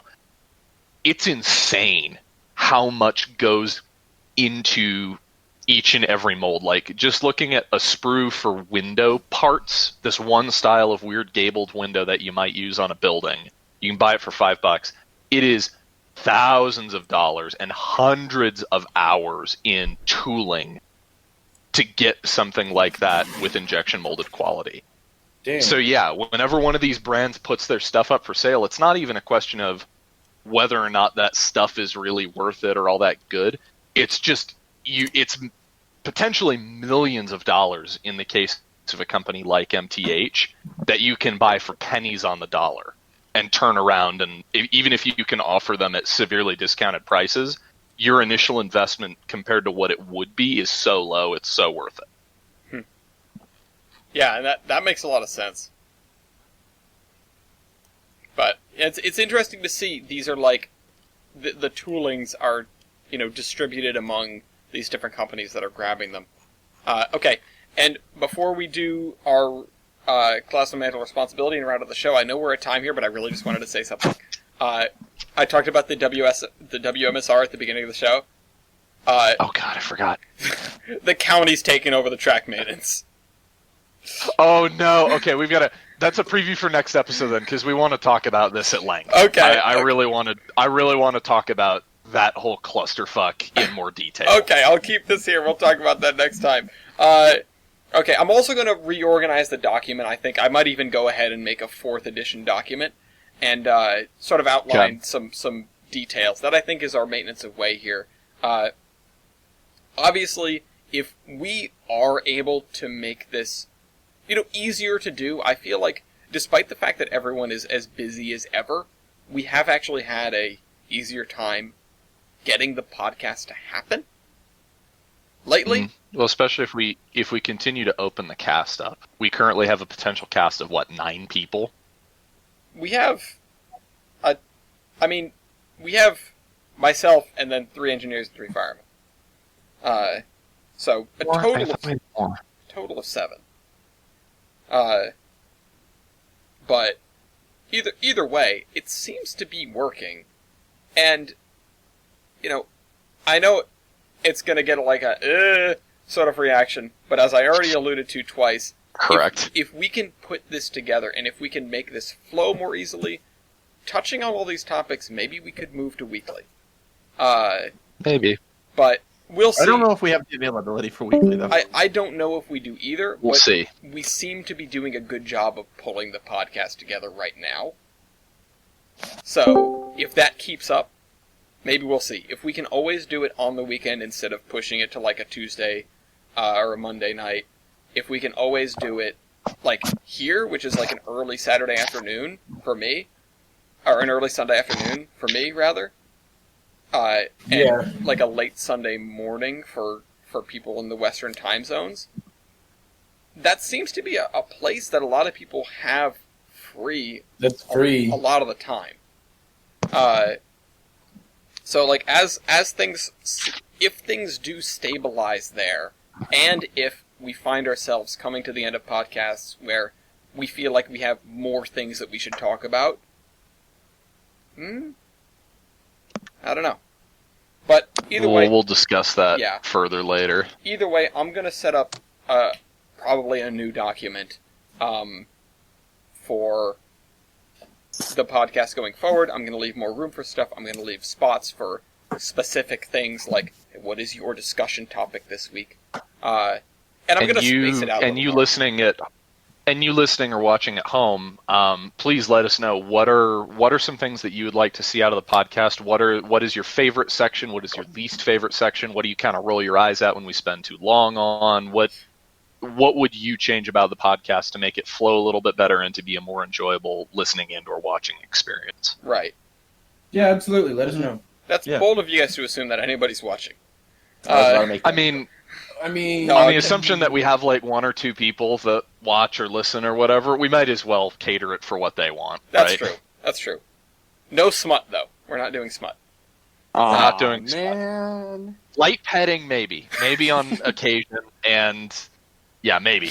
Pegging? We're going to be pegging? No, he said petting. Pegging is for occasions only, special occasions only with the pegging. Anyway, latest train on Amtrak. TBA cheated, so... No, I'm kidding. No, I didn't. No, I know, you're fine. All right, what is everyone's guess as latest train on Amtrak? Oh! God, I don't even know what to think. Northbound Cardinal, okay. Wait, Cardinal runs east to west. Eastbound Cardinal. Eastbound Cardinal, okay. What about the westbound Lakeshore? Westbound Lakeshore. Let me check that one real quick. Okay, yeah, sure. Westbound Lakeshore. East? I'm gonna go with really? I'm gonna go with the Sunset Limited going westbound. Okay. Interesting. Good choice. East? I choose Via. Well, you can't, so... Let's do the Maple Leaf. Does that count? Sure, let's throw up the Maple Leaf. Okay, we've got a Maple Leaf headed southbound. Sure. Okay, well, the Maple Leaf is 22 minutes late, actually. So that's an interesting one. Which one did you want, TBA? The westbound Lakeshore. Westbound Lakeshore Limited. Oh, yeah, that's over here. That's on time, actually. It recently left Worcester. Ooh. The westbound Sunset Limited is an hour and 10 minutes late at Alpine, Texas, which is one of the latest trains on Amtrak, but it's not the latest train on Amtrak. As a matter of fact, the latest train on Amtrak is the eastbound Cardinal to New York. Hey! At 2 hours and 2 minutes late. It's funny that... So, you originally said northbound, right?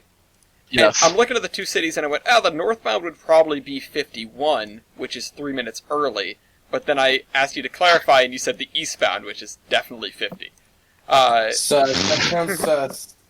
I'm a little sus of that one. In fairness, the reason I went for the Cardinal is last week I thought about the Cardinal because I like the name, and then chose, I think, the Chief. And you were like, the Chief is close, but the latest is the Cardinal, so I wasn't going to be outdone again this week by the same fucking service. Well, yeah, that was pretty good. I've actually gotten to see Cardinals this winter. They're actually really cool. Pretty. I'm a Cardinals fan. God damn it. No one asked. Said no one ever. Said me. Yeah. Yo, I know an Do you guys- Eagles fan. I mean, okay, that was a great run through the podcast, but now we got to do it for real when O'Jellies gets here. What? Oh. I like how he just goes, oh. Good dry run. Nice. Dry run. What? Well, what's your termination?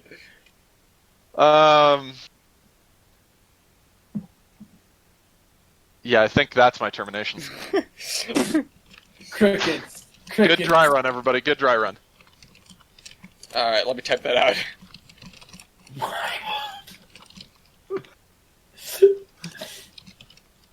Okay, well, now it's my turn. I'm just gonna write disowned.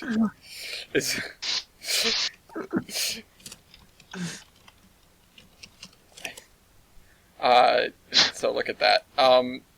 East says, We need to send O'Jellies to horny jail. He needs to be bonked. okay. Where's the Bnsf? And TBA says, I love Ethernet cables. They're literally a life changer. I need an Ethernet cable after this Dude, podcast. it's amazing. I found- can't even tell you I found a better termination, by the way. oh no, this. what is this? It's the one I suggested. God damn it. Pain. Fuck you, buddy! Okay. Okay, and then, Achilles? It's Oh. just a meme. Oh no. Yeah. I can't wait to see Kansas City Southern move to the fallen flag section on the Jointed Rail website. Yeah. Go on AmericanRails.com. Press F to pay respects. Alright, thanks you guys for joining the podcast and for watching the podcast, and we'll see you again in a couple weeks. Bye-bye! Bye.